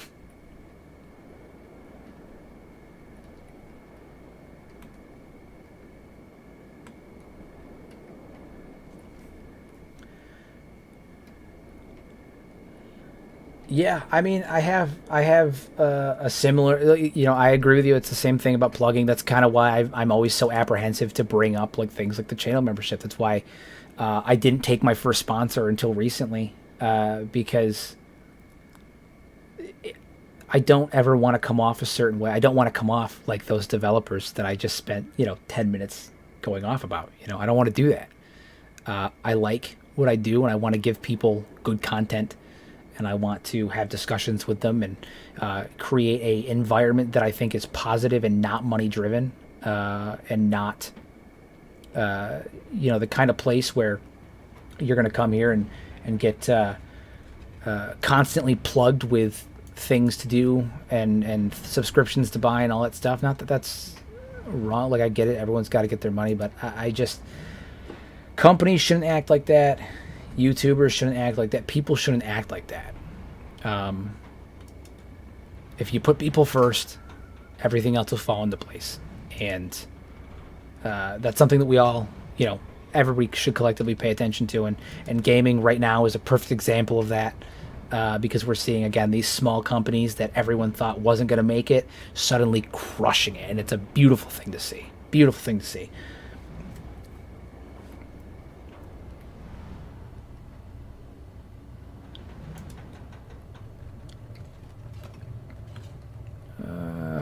We gotta have at least one good recruit in here that I can pull. Come on, give me one. Give me one recruit. Up top, maybe. Oof, stutter. Oh my god, they're all shack. There was one recruit that was down there that was walking around earlier. I saw him. Is he still walking around? He had a little turban on. Did I miss him? Did he leave? Come on. I might have missed him. Sometimes the drifters will wander off. They'll leave the outposts. That sucks. Alright, well. There's gotta be one. Because I've kind of restricted myself. I've got to recruit, humans, because I want to keep the aesthetic of the dwarves, right? And like having a tiny hiver. I mean, to be honest, the hivers are kind of tiny as it is. So like having a tiny hiver doesn't really stick with the dwarven aesthetic, especially if I'm going to end up going and moidal. Otherwise, I'd just be a tribe of miscellaneous pygmies, and like that's not a problem. But like it's not really what we're going for. You know, here's what we're gonna do. We have 5,000. Where? Yeah, it save it. I could save and reload. Admittedly, I'd be a bit concerned just because of the current frame rate situation. Wait, wait, wait. Is that him? I think that's him. Come on, stabilize, you piece of shit. There we go. Yep, there he is. I knew he was around here. I knew he was around here. Miscellaneous Pygmies would be a solid band name. Oh, come on. 6,000 for you? Your stats are garbage. They're garbage. His name is Gurgle, and he wants 6,000 cats. Oy vey. That's frankly unacceptable, but I suppose. All right. He's going to be sticking around here, so I'm going to head back down there and see if I can get a couple more cats off the Bane of Bones before. Literally, I would pay $600. I'd give him a halfpenny.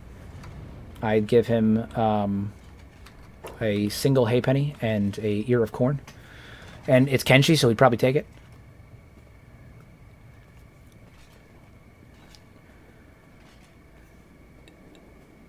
Yeah, dude's name is Gurgle, and he wants 6,000 cats for the privilege of his service with his -3 attack stat.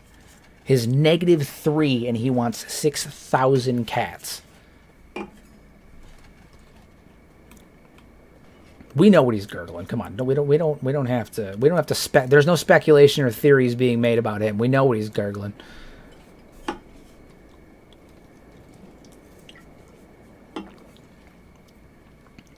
Unlimited potential. We're on the road again. Here, we'll speed this up a little bit.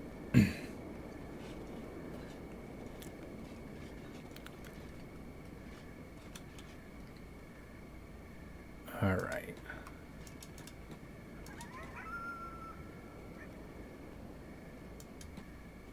If I can aggro just one of them, I can pull one of them, take their equipment, steal it off of their unconscious bodies the way that we're supposed to do in Kenshi. That's what we do. Does it rhyme with rocks? As a matter of fact, it does. As a matter of fact, it does. It's socks. Come on. I just want to pull one. Just aggro one. You know what? Here's what we're going to do, actually. She's not great. So we're going to send him down here because he can at least hold his own a little bit for a little while. We're going to have him come down here, see if he can aggro one of them, and then lure them back up there so they can hit a 2v1. Leave. Okay, so we pulled aggro. We're going to come back up here now. Just the one. Come on. Just the one. We only want the one.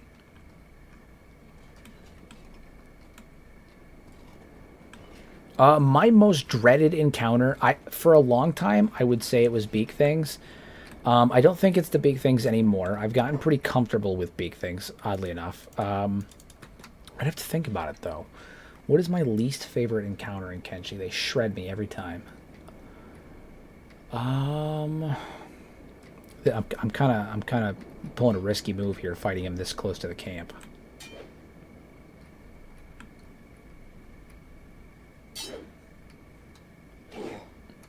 And yet I'm doing it. Yeah, I would say it's the security spiders. I feel like the beak things are really bad. But like once you get to a certain threshold, you just block them repeatedly and kill them. It's more of a long fight issue than it is of a difficult fight issue. I would hands down say my dreaded encounter is the security spiders. They fuck me up every time. Every time. And if you get a gaggle of them, they're awful. They're awful. I think I would have to agree security spiders probably the worst. Beak things they're more difficult for longer. But a security spider is, especially in numbers, no, I'll pass. Not for this guy.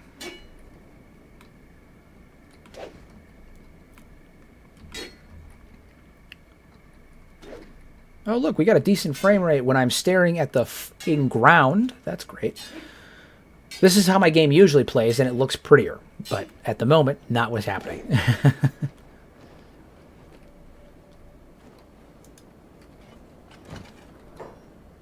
Awesome. Okay, so we're gonna better armor. Yes. Okay, we're making some progress. We're gonna take that. All right. So, oh shit. Would it be? How's my wound situation looking?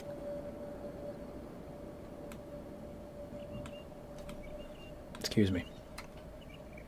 Blood spiders. The problem I have with blood spiders is they're so small.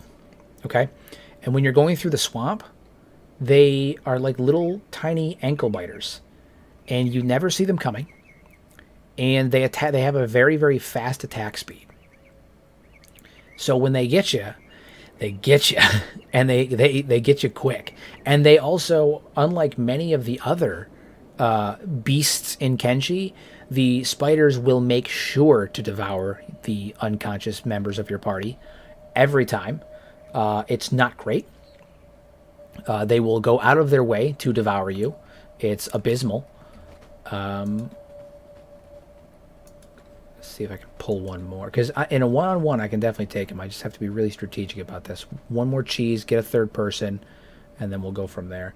Honestly, I should probably save up 10,000 cats, get a Shinobi Thieves membership, because, you know, just buy my way into that, and then take him in there to train, at least get some basic stats when I spend 6,000 fucking cats for Gurgle. Because I'm gonna. I'm not happy about it, but I'm gonna.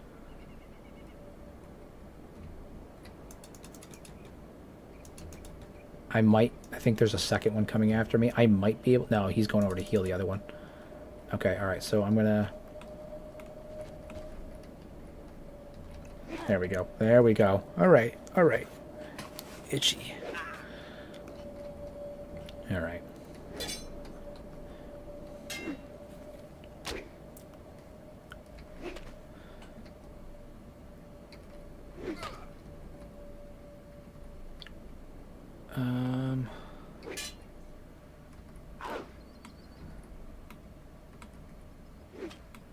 Make sure I'm not pulling any aggro anywhere else.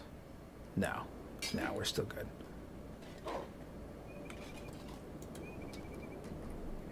Ah, shit. It's literally as soon as I said it. And now I'm worried I'm going to pull more. Nope, just the two of them. I think I can probably take 2v1. I'm pretty beefy. And there's a third one coming. And a fourth one. Alright, so this could get nasty quick, but I'm gonna let it ride for a minute. There's a good chance that they might knock him out, but if they do, that's no problem. I'll have the other one run in, pick him up, swing back. I wouldn't say Kenshi fans are few and far between per se. I would say that we are, because like here's the thing. I know a lot of people that like Kenshi. I mean, for God's sakes, it was one of the top games played on Steam for a very long time. It was pretty consistent in that role.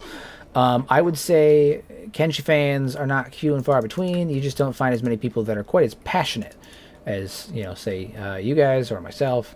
You know, obviously I've built my channel primarily around Kenshi, although I do try to break into other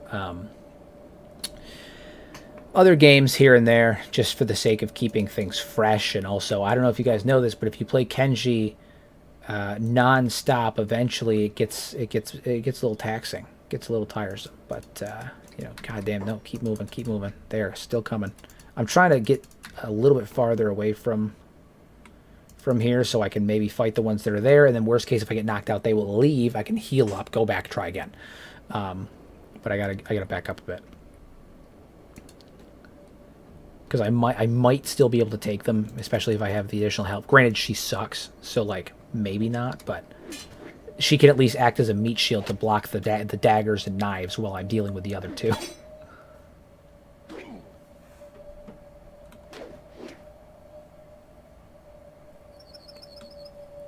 Yeah, I mean that's part of it. Is like I remember like my initial love of Kenshi. I adore Kenshi. Again, I built my channel around it. I love the lore. Kenshi lore is so good to me for pretty much the opposite reason that Elden Ring lore is so good, or Souls lore is so good, right? Souls lore is so good because it is so metaphorical and up for interpretation. Kenshi lore is so good because it is so, even though you have to discover it and it's very contextual, it's not metaphorical. It is what it is. You just gotta find it, right? And that was one of the things that really drew me to Kenshi in the first place, is that the lore it's all there, but it's so like figure it out. It's all there. It's not metaphorical. It's not allegorical. It's not any of those things. There's not like a hidden meaning to it. It's find out what actually happened, right? And that's great. But when you spend, oh shit, my leg is not in good shape right now. Please, please, please, please, please, please heal up my leg. Okay, he's playing dead. He's healing himself in his sleep because I am not in good shape. Who are they fighting right now? Triangle bandits. Triangle bandits to the rescue. Yeah, like the world is full of lore, but you have to go out and discover it, right? And that's fantastic. And the lore is super apparent once you figure out exactly what you're looking for. But I kind of forgot where I was going with this. The point is that I love that the lore is what really made me fall in love with Kenshi. The problem is after several years of making content on it and discovering the lore and all that stuff, piecing it all together, eventually the magic starts to wear off. And so it's kind of tough to sometimes sit there for hours and hours and hours and hours on end and do nothing but play Kenshi. So admittedly, sometimes I try to break off and do, that's why you'll see sporadically, I'll put like four or five Kenshi videos out and then 2 videos that aren't Kenshi, and then 3 or 4 Kenshi videos and 2 that aren't Kenshi. Because sometimes I just need a break, man. I just need a break. The mods are strong with this one. Not quite as strong as I'm not like using Genesis or anything. I'm just, I do have a couple of mods. For anyone interested, like I said, I'm going to put these together in a collection on Steam. You guys they'll be available for download. I'll put them in the description for this after the fact, and I'll probably put out something on the channel for a community post, so that you guys can enjoy my load order. I know that for many years now, people have been asking what my mod load order is. And I've always said I was going to make content on my load order, but I've never gotten around to it because my mods typically change super quick. But I haven't added a new mod to my load order in weeks or in months, so I feel at this point I'm pretty confident it's not changing unless like a really, really good armor mod comes out. And they do on occasion, but I feel pretty good about it. And it's incredibly stable. My load order, it may not look it on screen right now because of the frame issue, but that's the stream, not the game. Incredibly stable. I have no crashing as a result of my load order or anything of the sort. I've never crashed. I think I had recently I've had one set of crashes, but it had nothing to do with the load order and everything to do with me not following my own advice on my building video, which I will deal with shortly. But that was my own fault. Not the fault of my load order. All right, you guys get up. You heal your wounds. We have the money we need. We have the money. We can rebuild them. Oh, nice. We got... what do you mean you got caught stealing? Knock him out. Knock him out. This is unacceptable. Knock him back out. Seriously? Oh, my God. Hold on, we gotta put these guys back down again. She's gonna get knocked out nigh immediately. All right. I just need to take their weapons, right? Like I can do this as like a battle of attrition. I just need to take their weapons. All will be fine. No, I want to keep that. I will pick that up here in a minute. I can probably rearrange to get that in my inventory.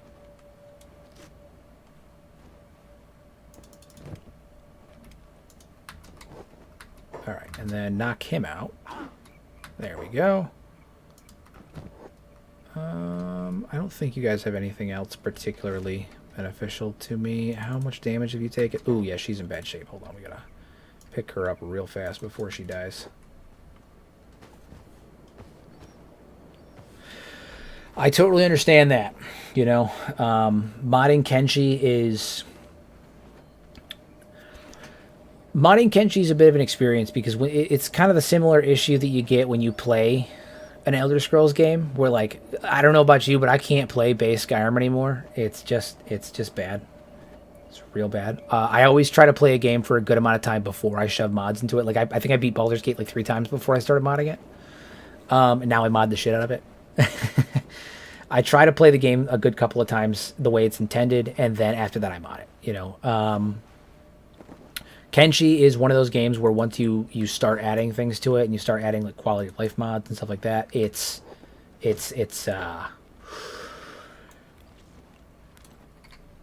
really hard to go back because modders add so much good content to the game, and when you take that content away and go back to the basic. I do need a backpack. That is correct, and I'll probably end up buying one here in a second. I was trying to save up 6K so I could recruit the illustrious Gurgle to my cause. But once you start using those quality of life mods and you get to experience the game, Game Plus, the way that it could have been.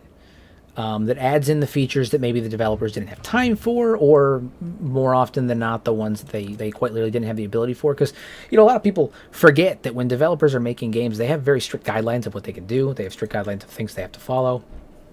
And they have to make sure that the game is as stable as possible. And so a lot of these quality of life mods add in like unique new features and stuff. Yes, they add in cool features, but they often require compatibility patches. They require a lot of time and effort and testing. And it's not necessarily on the agenda, especially when you have a large publisher. Not that Kenshi had a publisher, but when you have a publisher that is strong-arming them or bottlenecking them for time.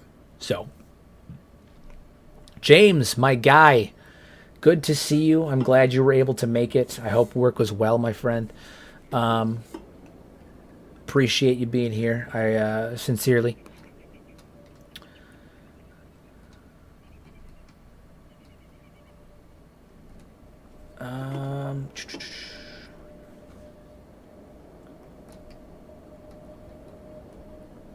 Yeah, it definitely probably is easier when you're not one guy making the whole game. And that's the other thing about Kenshi. Like people have complained before about like, I talked about it a little while ago about the bugs and stuff. People complaining about the bugs, but like, one guy made this thing.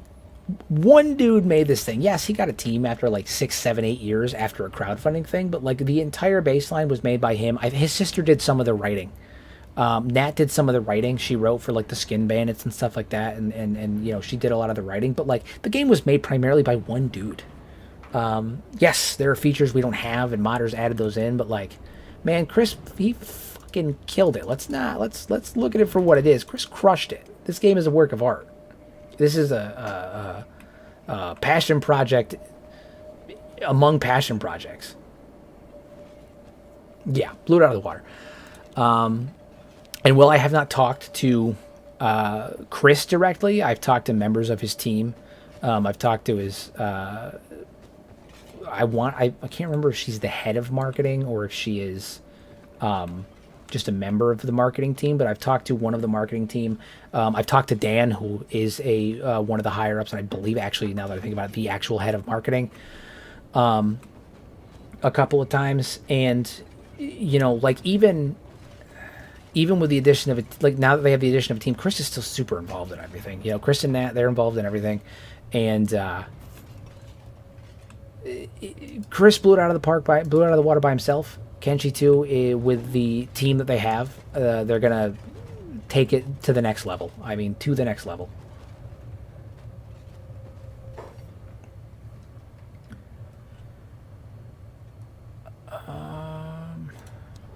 The soundtrack for the game is stunning, considering. I mean, I don't think I've ever actually looked into. Ooh, that is a good Fragment X. 46.99. What's mine?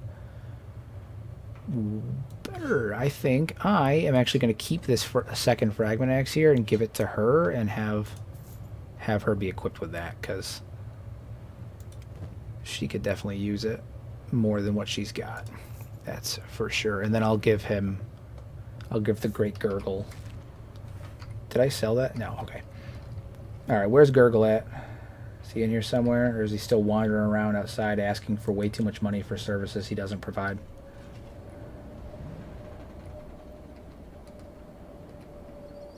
Kenshi soundtrack is fire. I mean, absolute fire. I haven't seen the documentary on the making of Kenshi. Actually, before I go off to recruit the legendary Gurg, I'm going to drop these two in beds and let them heal. Actually, Gurg may even be up here. I haven't seen the documentary, but I'm gonna have to check it out because that sounds incredible. For sure, especially given Kenshi's like rich history. There he is. There he is, the great Gurg. So I'll recruit him, and then I'll have the other two take a nap. Yeah, I mean, the making of Kenshi is just a great story. I mean, it's a great story from what I know of it. So the documentary sounds badass. I will definitely check that out. Thank you for letting me know that it's there. Can I handle myself in a fight? Oh, see, okay, he's a medic. That's why he wants 6K. Well, he's gonna have to figure out that whole not good in a fight thing because he's definitely gonna be fighting. All right. We're going to drop you down to a solid 83. Yeah, we're going to make you an 83. Widen you out to a 112. Boomski. Great gurgle right there. Love it. All right. And I need food. Bad. I can make some food. Yeah, he's fucking scrawny, that's for sure. Again, I just paid an exorbitant amount of money for a man whose name implies he gives something way better than what he does.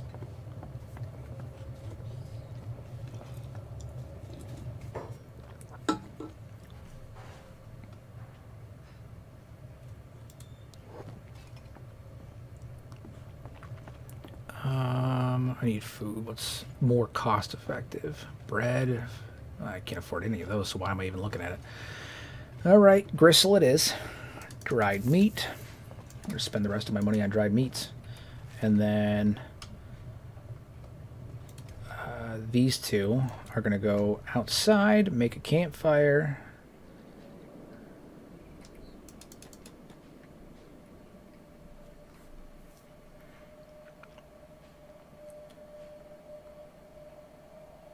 Yeah, he's just a skinny dwarf. That's all. He's a hobbit. He's a skinny dwarf. That's all. Eventually, we'll fatten him up. We'll get him nice and we'll get him some bulk. Okay, we'll put him on that 20-year bulk where he ends up coming out looking like fucking queso. Look at that. See, now that's my mark. I'm a proper streamer now because I made a joke at queso, even though I literally think the dude's hilarious.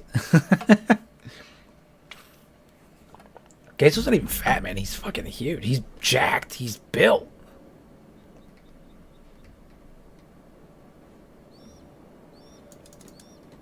Get out of here. Alright, drop a campfire.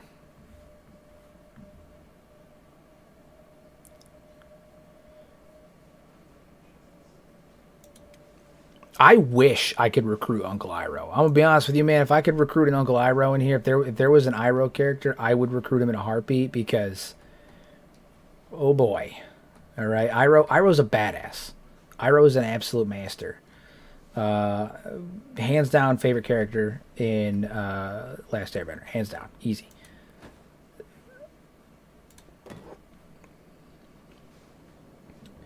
Master Roshi too. We do love a good Roshi. We do love a good Roshi. Roshi's a bit more feasible in Kenshi just because they have the beard option that looks like his beard, so a little bit more feasible, but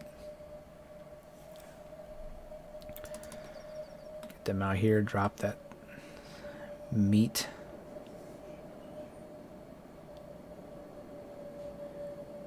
Iroh's easy best character, hands down. When even after so Mako, the original actor that voiced him, passed, just prior to,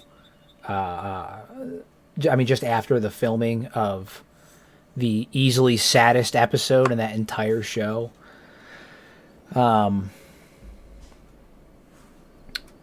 Even the voice actor that replaced Mako crushed it.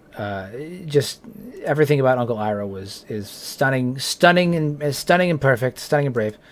Come on, get out here. What are you doing? What kind of run is it? Tour solo run? I have done a tour solo run. Never recorded it. It would be a very slow run. It would literally be, I think, if you guys would ever want to see a caterpillar, a single lone nugget, nubbing his way through the desert for the first 85 minutes of a stream, I would absolutely love to do it to a solo run, and I would love to count how many times I get eaten by a skimmer before I manage to get to my first city and then realize that I still don't know what to do because I have no money. Tour solo runs are super slow to start, but yeah, once you get Lins, things really pick up the pace, but it's not a great start. My Nugget Mafia series, when I was doing that, which I ended up cutting early for a couple other reasons. You're right. I should recognize that I am on Kenshi, and it only makes sense that you know I get eaten by a couple skimmers before I get it right. But shit, what was I saying? I forgot what I was saying. It doesn't matter anyway. The point is, tour solo runs, I've done them. They're fun. Super slow to start though. All right, we're gonna trade with the Great Gurgle here.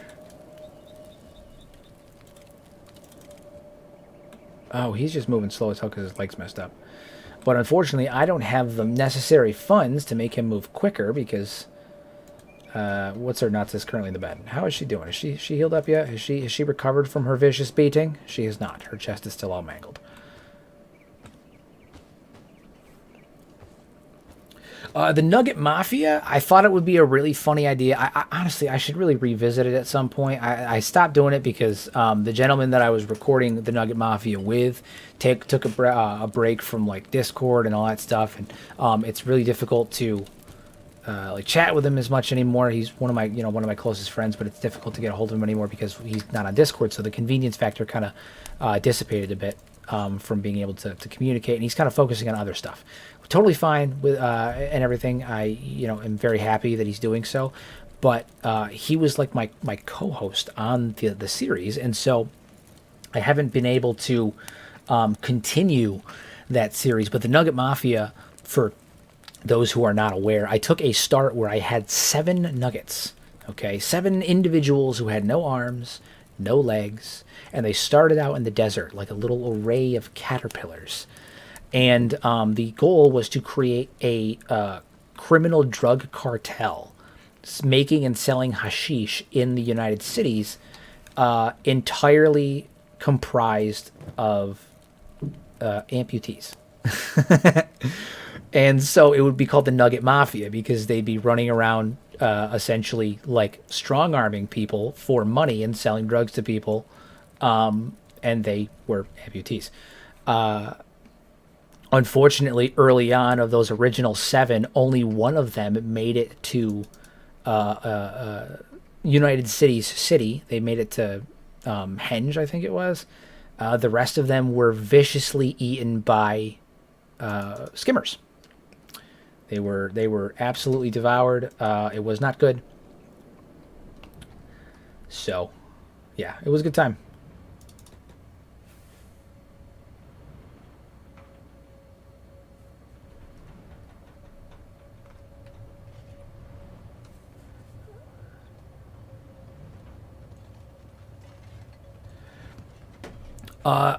So speaking of guerrillas, something I've always wanted to do was create a guerrilla army.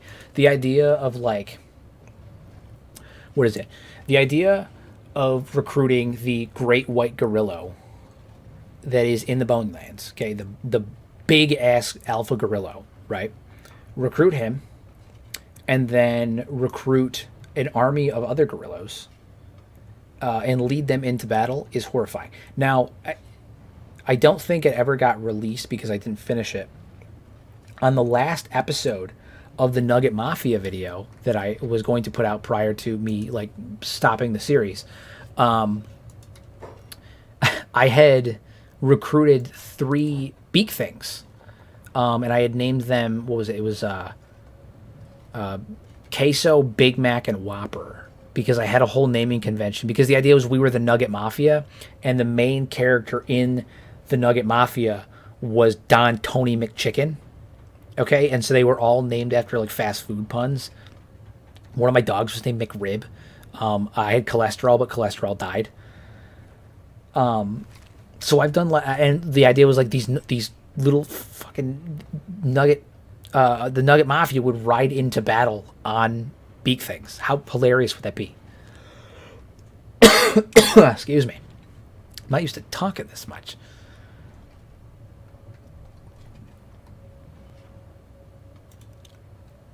First time I beat Catlon was actually I kidnapped Tin Fist and I brought him to Catlon and let them finally settle the score.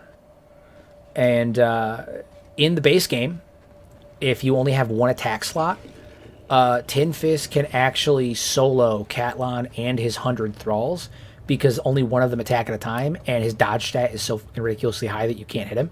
So in the base game, with no mods, no additional attack slots, Catlon shreks. He absolutely fucking shreks. He destroys them. I mean, not Catlon. Tin Fist absolutely wrecks Catlon. Because he's martial artist, right? Martial artist in the base game is busted. There's no defense. I mean, it's Jim Kata. There's no defense. If there's a pommel horse nearby, it's over. Yeah, martial arts base game. Easy win. 3 spooky, 5 me. Can't defend. All right, I need to get him up here. Put it on fast forward. Let him heal up. Get my ass back out there and start doing stuff. Probably go for another. I'll probably call it around 11:30 midnight, somewhere between there. I think 3 hours is probably a good first run. But we'll get the frame rate thing sorted out next time. It'll be much more stunning, I assure you. And we'll go from there. So, but we're gonna keep going for a little while longer. It's been fun chatting with everybody. I kind of want to stay. I don't get to fan out about Kenshi as much as you think I would. You know, I make content on Kenshi.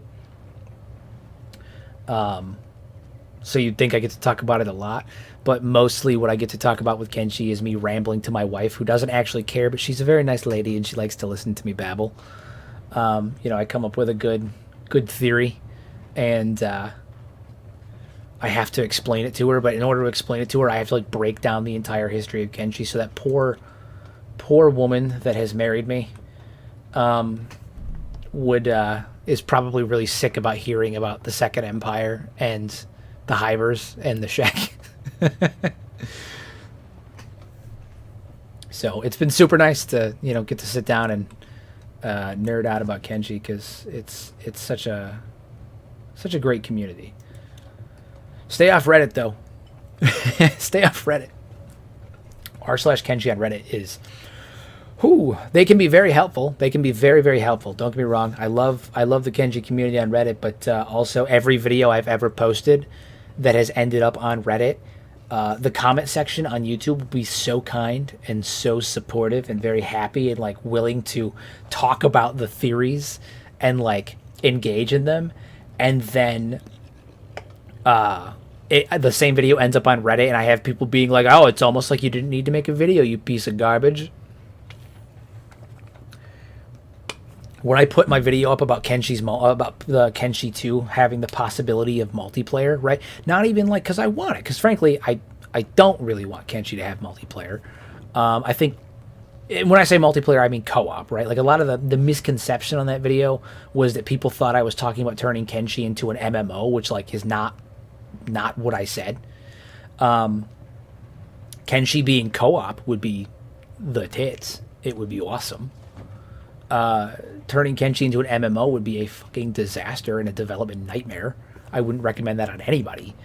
But like, so I posted that video about it, and you know, there was a lot of discourse in the comment section on YouTube, but like everybody was pretty respectful. You know, and that's typically all I ask. I don't want anybody to be fighting or things to get out of hand in the comment section. You know, I try to keep a good positive community.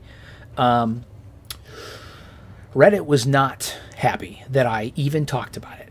They were furious that I had the audacity to even suggest a multiplayer experience on Kenshi. You would have thought that I was like Osama when I went in there and suggested a multiplayer Kenshi. My God.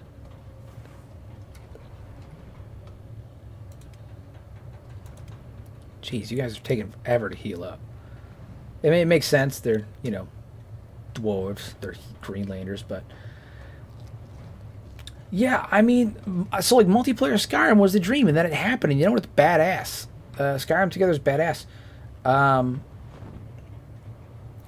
but like, yeah, I mean, Kenshi co-op would be so cool because if you guys could independently make your own factions and interact with each other, if you guys could battle each other, if you guys could like, yes, there's a lot of stuff to work out, but if they did it right and it was seamless and every faction operated independently and it was like you were playing a solo game of Kenshi but your buddies were there, what's not to love? Like why would you not want that? A lot of the contention that people had with it is the idea that like it'll suck away development time. I'm like, I'm not saying make it a priority. I'm saying if they add it down the line, that'd be badass. Focus on making the game good and then add it in later. That's totally fine. Why does it need to suck up development time? Why can't you just have a good experience? I really think that a modern like a Kenshi on a modern engine that's a little bit more stable and mix that with a multiplayer experience, you have the potential to create a really good, unique experience. It's really good for everybody. But again, yeah, no, Reddit was not happy at the idea. They were furious that I had the gall to even suggest it. It was good. So I would say the Reddit Kenshi community, while being the most creative, because that's where a lot of people get, their mod. A lot of people talk about their mods. They're very helpful when you ask for advice. They are very critical when you start asking questions they don't like, or of the lore. They're very critical of the lore community too. So, yeah. Star Citizen, oy vey. I've never been a huge sci-fi guy. Not really for me. Never been a huge sci-fi guy. I've always been more modern or fantasy. Just like I'm not really a huge. I'm not a huge sci-fi guy. That's why, like, when Starfield came out, aside from the fact that, like, a lot of people had high hopes for Starfield. I didn't. As much as I love Bethesda and the games they've done in the past, Bethesda has been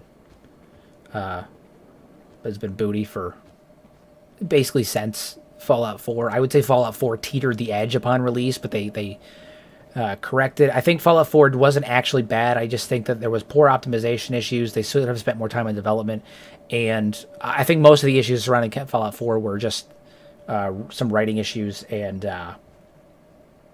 people just weren't happy about some of the choices that were made in the game. But I think that those were not things that were actually wrong with the game. It was just there was a niche group of people that didn't like some of the choices that were made with like the settlement system and stuff like that. But like that's not relevant. But I would say that the last really good game Bethesda made was Fallout 4. So when Starfield was coming out, I did not have high hopes for it at all.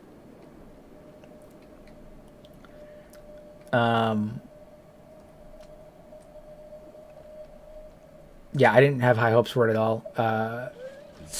But then aside from that, it's also just not my genre, I've seen very few space games that I got into. It's like Mass Effect. Like I can love and appreciate Mass Effect, and I know that like a lot of people have like a deep love for Mass Effect, and I will never say they are not good games. I think they're great games. They're just not for me. So a lot of people have been waiting on Star Citizen for a long time. Star Citizen 2 for a long time. Not this guy. Not this lad. Wow, that is terrible. Let me rotate this way. Get a little bit more speed going. There we go.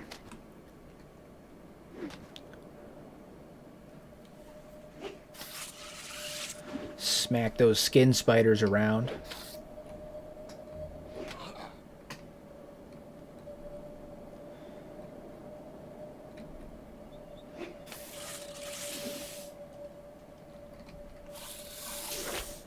You know, the funniest part about Fallout is that their best game wasn't even made by Bethesda Softworks. It was made by an independent studio that they contracted out to make the game because they were too busy. So that's the best part about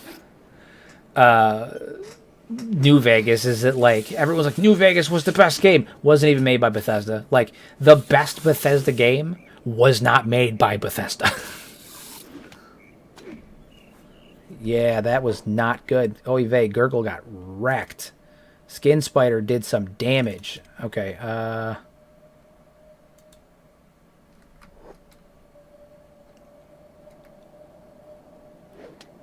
are you not dead yet?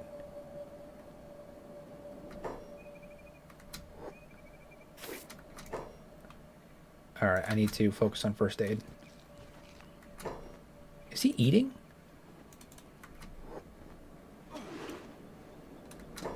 Ah, shit. Nope, back to combat. Come on, knock him. Oh my god, he just won't go down. Why will you not die? I'm gonna lose Gurgle. 6,000 cats down. Goddamn. Oh my god, just die already.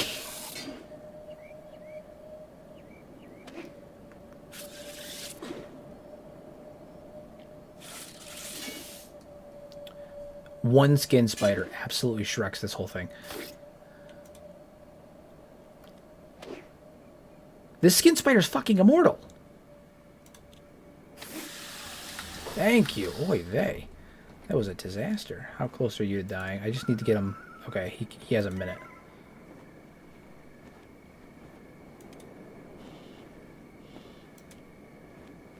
Okay, we got her up enough. Back over here. Oy vey. Yeah, I have a couple animation mods that are in that in the collection that I'm going to put out, and one of them adds this really cool animation where when you get hit with like a weapon or like a blunt weapon, you can literally get sent flying, and you'll like do this really cool roll animation. It's from the Great Combat Animations mod, which is typically overshadowed by by the More Combat Animations mod.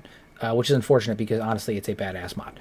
But it's in the collection, and like I said, I'm gonna put that together soon. And once I put it together, I will be releasing it and posting it on my community tab. So just stay tuned for that, and you guys will be able to see, play with all the mods that I play with and everything. And like I said, it's a very stable load order, which is one of the reasons why I'm so keen to get it put out soon. Is that it's a load order that is it's not super. It's not like a complete overhaul. It's more like a vanilla plus. You know, it adds just enough to the game to make it better. You know, better being the probably not the best term, but the operative term. It's the one I'm going to use. Yeah, just a little bit better. Gurgle, how you doing? Are you going to get up anytime soon? Probably not. He's fucking out. Okay. Here's what I am going to do. I'm going to take you. I'm going to switch over to the Gurgster. And we're going to put your equipment on him so he's not dressed quite so poorly.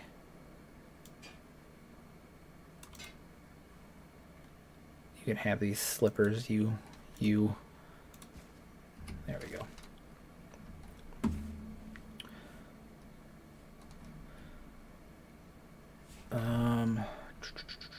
Yeah, I don't use Dark UI. Not a fan. I agree. Not a huge fan of it. I also the other problem with Dark UI is that I typically, when I'm not having this particular issue with my stream, I'm playing with an EMB on, and part of the EMB is that it adds a mask for my UI, and so when I use Dark UI, it messes it up pretty bad. It doesn't look great. Not good. No bueno. 10 of 10. Would not recommend. So. Gurgle's basically the backpack. Yeah. No, Gurgle. They call him the jetpack. That's what he does. He's been hanging on for dear life. They call him the jetpack.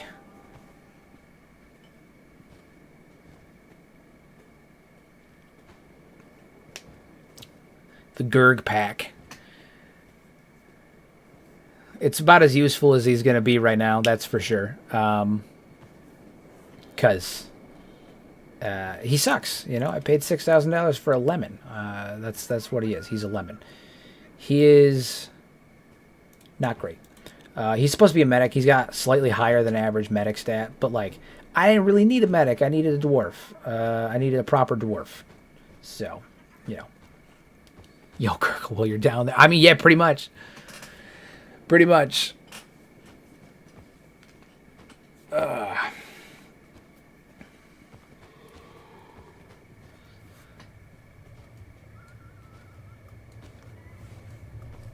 You're talking about Gurgle? I'm pretty sure he's just a procedurally generated recruit. He's not like a unique one or anything like that. He's just a random recruit.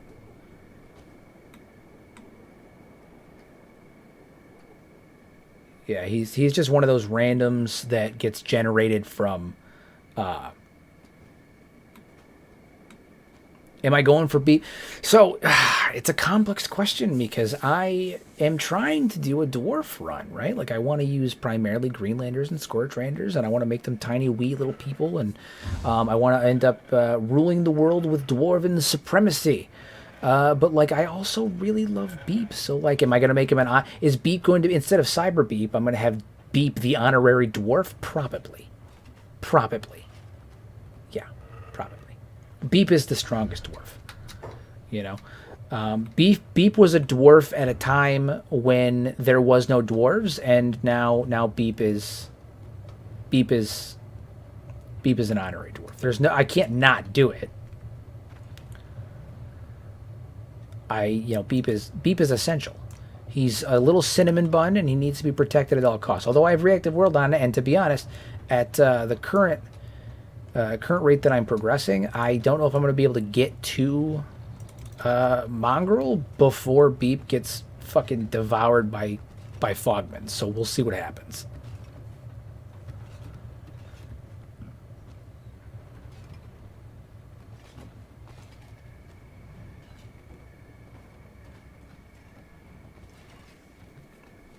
Yeah, we will see what happens.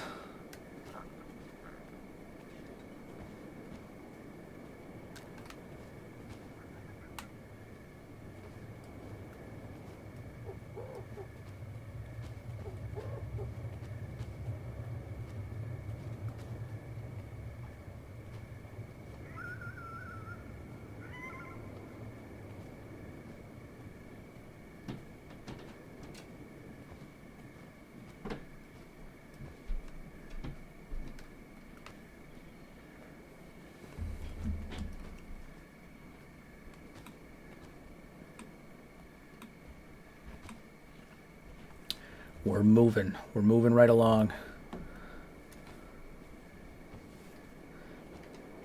Yeah, in the vanilla game, it doesn't happen as often, but I'm using Reactive World. And so it can happen. Unfortunately, so the way that Kenshi, one of the reasons why Kenshi's engine is so, like Kenshi itself runs so shitty, because, so the engine is garbage, as we've discussed already several times. But on top of the engine being garbage, it's also generating like a lot of information all at once. Like the entire map of Kenshi is constantly running. All of the information that is happening, like right now, the patrols that are walking around the Ashlands are walking around the Ashlands. It's not like the patrols that are walking around the Ashlands, they're walking around the Ashlands. And so everything is constantly moving. All characters are constantly moving around. Things are constantly happening. And with that being said, on occasion, the Fogmen, as you know, will run into... That's what it is. The entire world is persistent. Thank you. And so what will happen is the Fogmen run into Mongrel, and they try to kidnap sleeping people, because the way the AI generates things is... the way that the AI works for the Fogmen is they run into bases, right? And they try to kidnap people when they're sleeping. That's part of their programming. And so you have a town full of people in the Fog Islands that sleep, including Beep. And so what they'll do is they'll sprint into the town, they'll kidnap people while they're sleeping, and then they'll sprint out. And on occasion, Beep is one of those people. And when that happens, the only acceptable answer is to import, because Beep is sadly usually eaten alive before you can get to Mongrel. It happens. It doesn't happen a lot, but it does happen.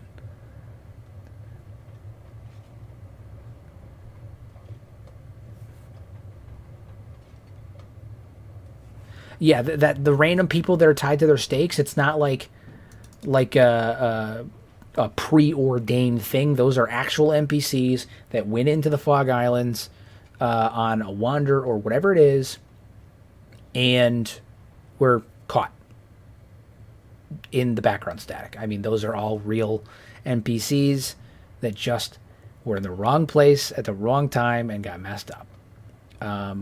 Import does mean more dwarves. You are correct. That is true. Import does mean more dwarves. But that fantastic persistence is one of the reasons why Kenshi is so unstable. By the way, I think actually, fun fact, I just realized, I think I know what caused the FPS issue this stream, and it won't happen again now. I have a really good idea of what caused it, and it's my own fault. So we will try again next time, but I have a pretty good idea of what did it. So stay tuned. I'm pretty sure my bit rate is too high, and I set my resolution to 2K because I was trying to be boisterous, because I typically record in 2K, but that was stupid of me, and I should have put it to 1080 and just gone along with it. That is my fault. I don't know. Aaron, if you're in chat, you're smarter at these things than I am. You've done a lot more streaming in the past than I have. Would I be able to switch that midstream, or is that something I should wait to do?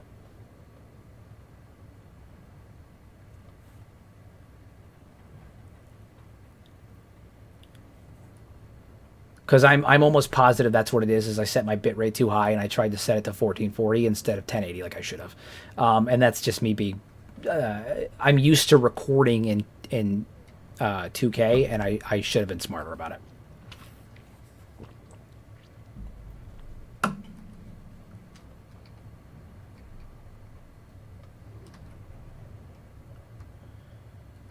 I think it's 200 for a bet, and I'm literally one catch. Oh wait, no, I have things to sell though.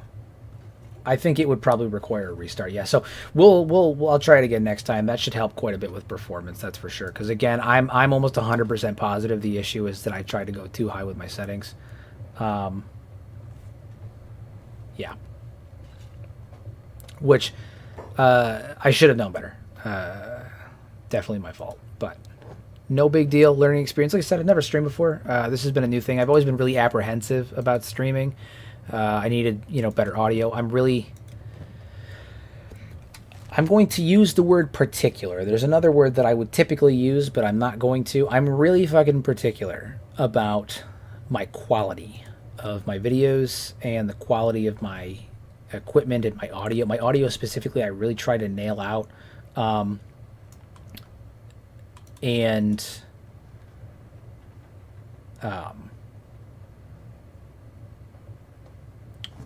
It really bothers me when it's not good. And so little mistakes like that annoy the crap out of me. But that's fine. We will fix it for next time, and I will get over it. Oh, it turns out the bed was still rented. I didn't even actually need to make more money for that. That's cool.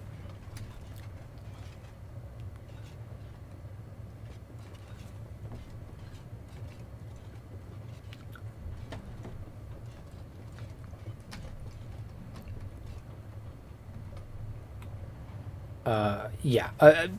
My wife would probably say something similar to that, but to the Virgo thing. She would probably say something very similar, but, I don't know. I have like a really weird... I don't even think it's weird. That's the thing. I don't even think it's weird. I just I'm really anal about quality. I don't like putting out crap. I don't. And that's why sometimes there's like there's like a couple of weeks or like a month or two between releases, although I've been getting much better at that. I've been trying to put out 3 to 4 videos a month pretty consistently, and I've been doing that since about February. I just don't want to put out crap. I see a lot of, especially on Kenshi, I would never... I wouldn't say other creators don't put out good content. That's not what it is. There's a lot of really great creators that put out great content. You know, Ambiguous Amphibian, great content. General Sam, great content. Like, they put out solid Kenshi content, but especially in the lore community.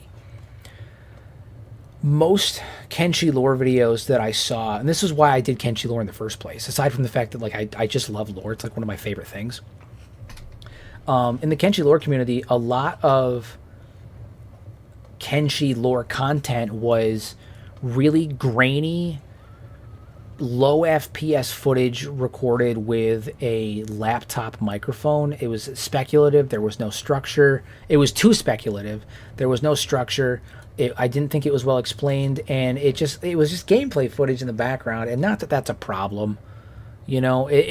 People watch it, and I'm happy that they watch it. I just want people to enjoy the community. But I wanted better quality. And so I tried to deliver that. I still try to deliver that. And since that's happened, other people have jumped in. They've started doing that. I'm super glad, because I like other creators pumping out content for Kenshi as well, getting, the community engaged and talking about the lore and stuff like that. Grimdark Hat Off a couple months ago did a fantastic video about Kenshi and how it's like Grimdark done properly. I think the name of the video literally was Kenshi is Grimdark done right. And he used my videos as a source material for it. But, like, that's the kind of quality content that I like seeing, where it has some production value, and again, not everybody has the means to do that, and that's fine, and I understand that, and I'm not trying to dog anybody for not having that quality, but, like, if I'm able to make content of that quality, I want to do it. And so if I put out content that's crap, or that has low quality, or a video that has low quality, not just about Kenshi, but in general, it makes me mad. And so the frame rate issue tonight, well, I'm powering through it. Now that I realize it was probably my own fault for putting the bitrate too high and the quality too high, I'm a little annoyed with myself. But like I said, next time shouldn't be a problem. I think that fixing that will definitely put a big dent on it. But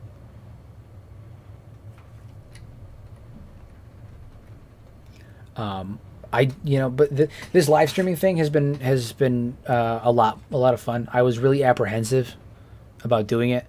Live streaming's always been something that's made me kind of nervous, audio quality wise, and also just I'm better with banter. When I have people to chat with and talk to. That's why, like, in some of my other non-Kenshi related videos, I tend to, like, have people that I play with, and I banter and I kind of riff off of them. I find that I'm more entertaining and funny with banter than I am on my own. And when I'm on my own, it can come off kind of forced.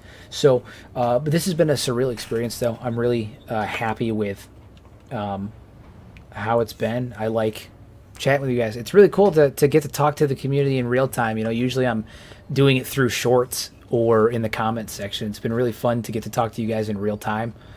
Yeah,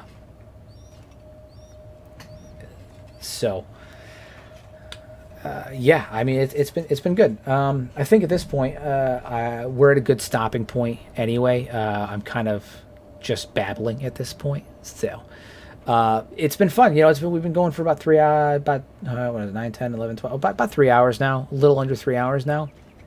Not bad for a first go around, guys. I really appreciate it. And, I hope you guys enjoyed it, and I'll see you guys in the next one. What was my standard sign off there? So, use your powers for good instead of evil, make a difference in someone's life, and maybe next time check the fucking bitrate before you start the video. Have fun, everybody.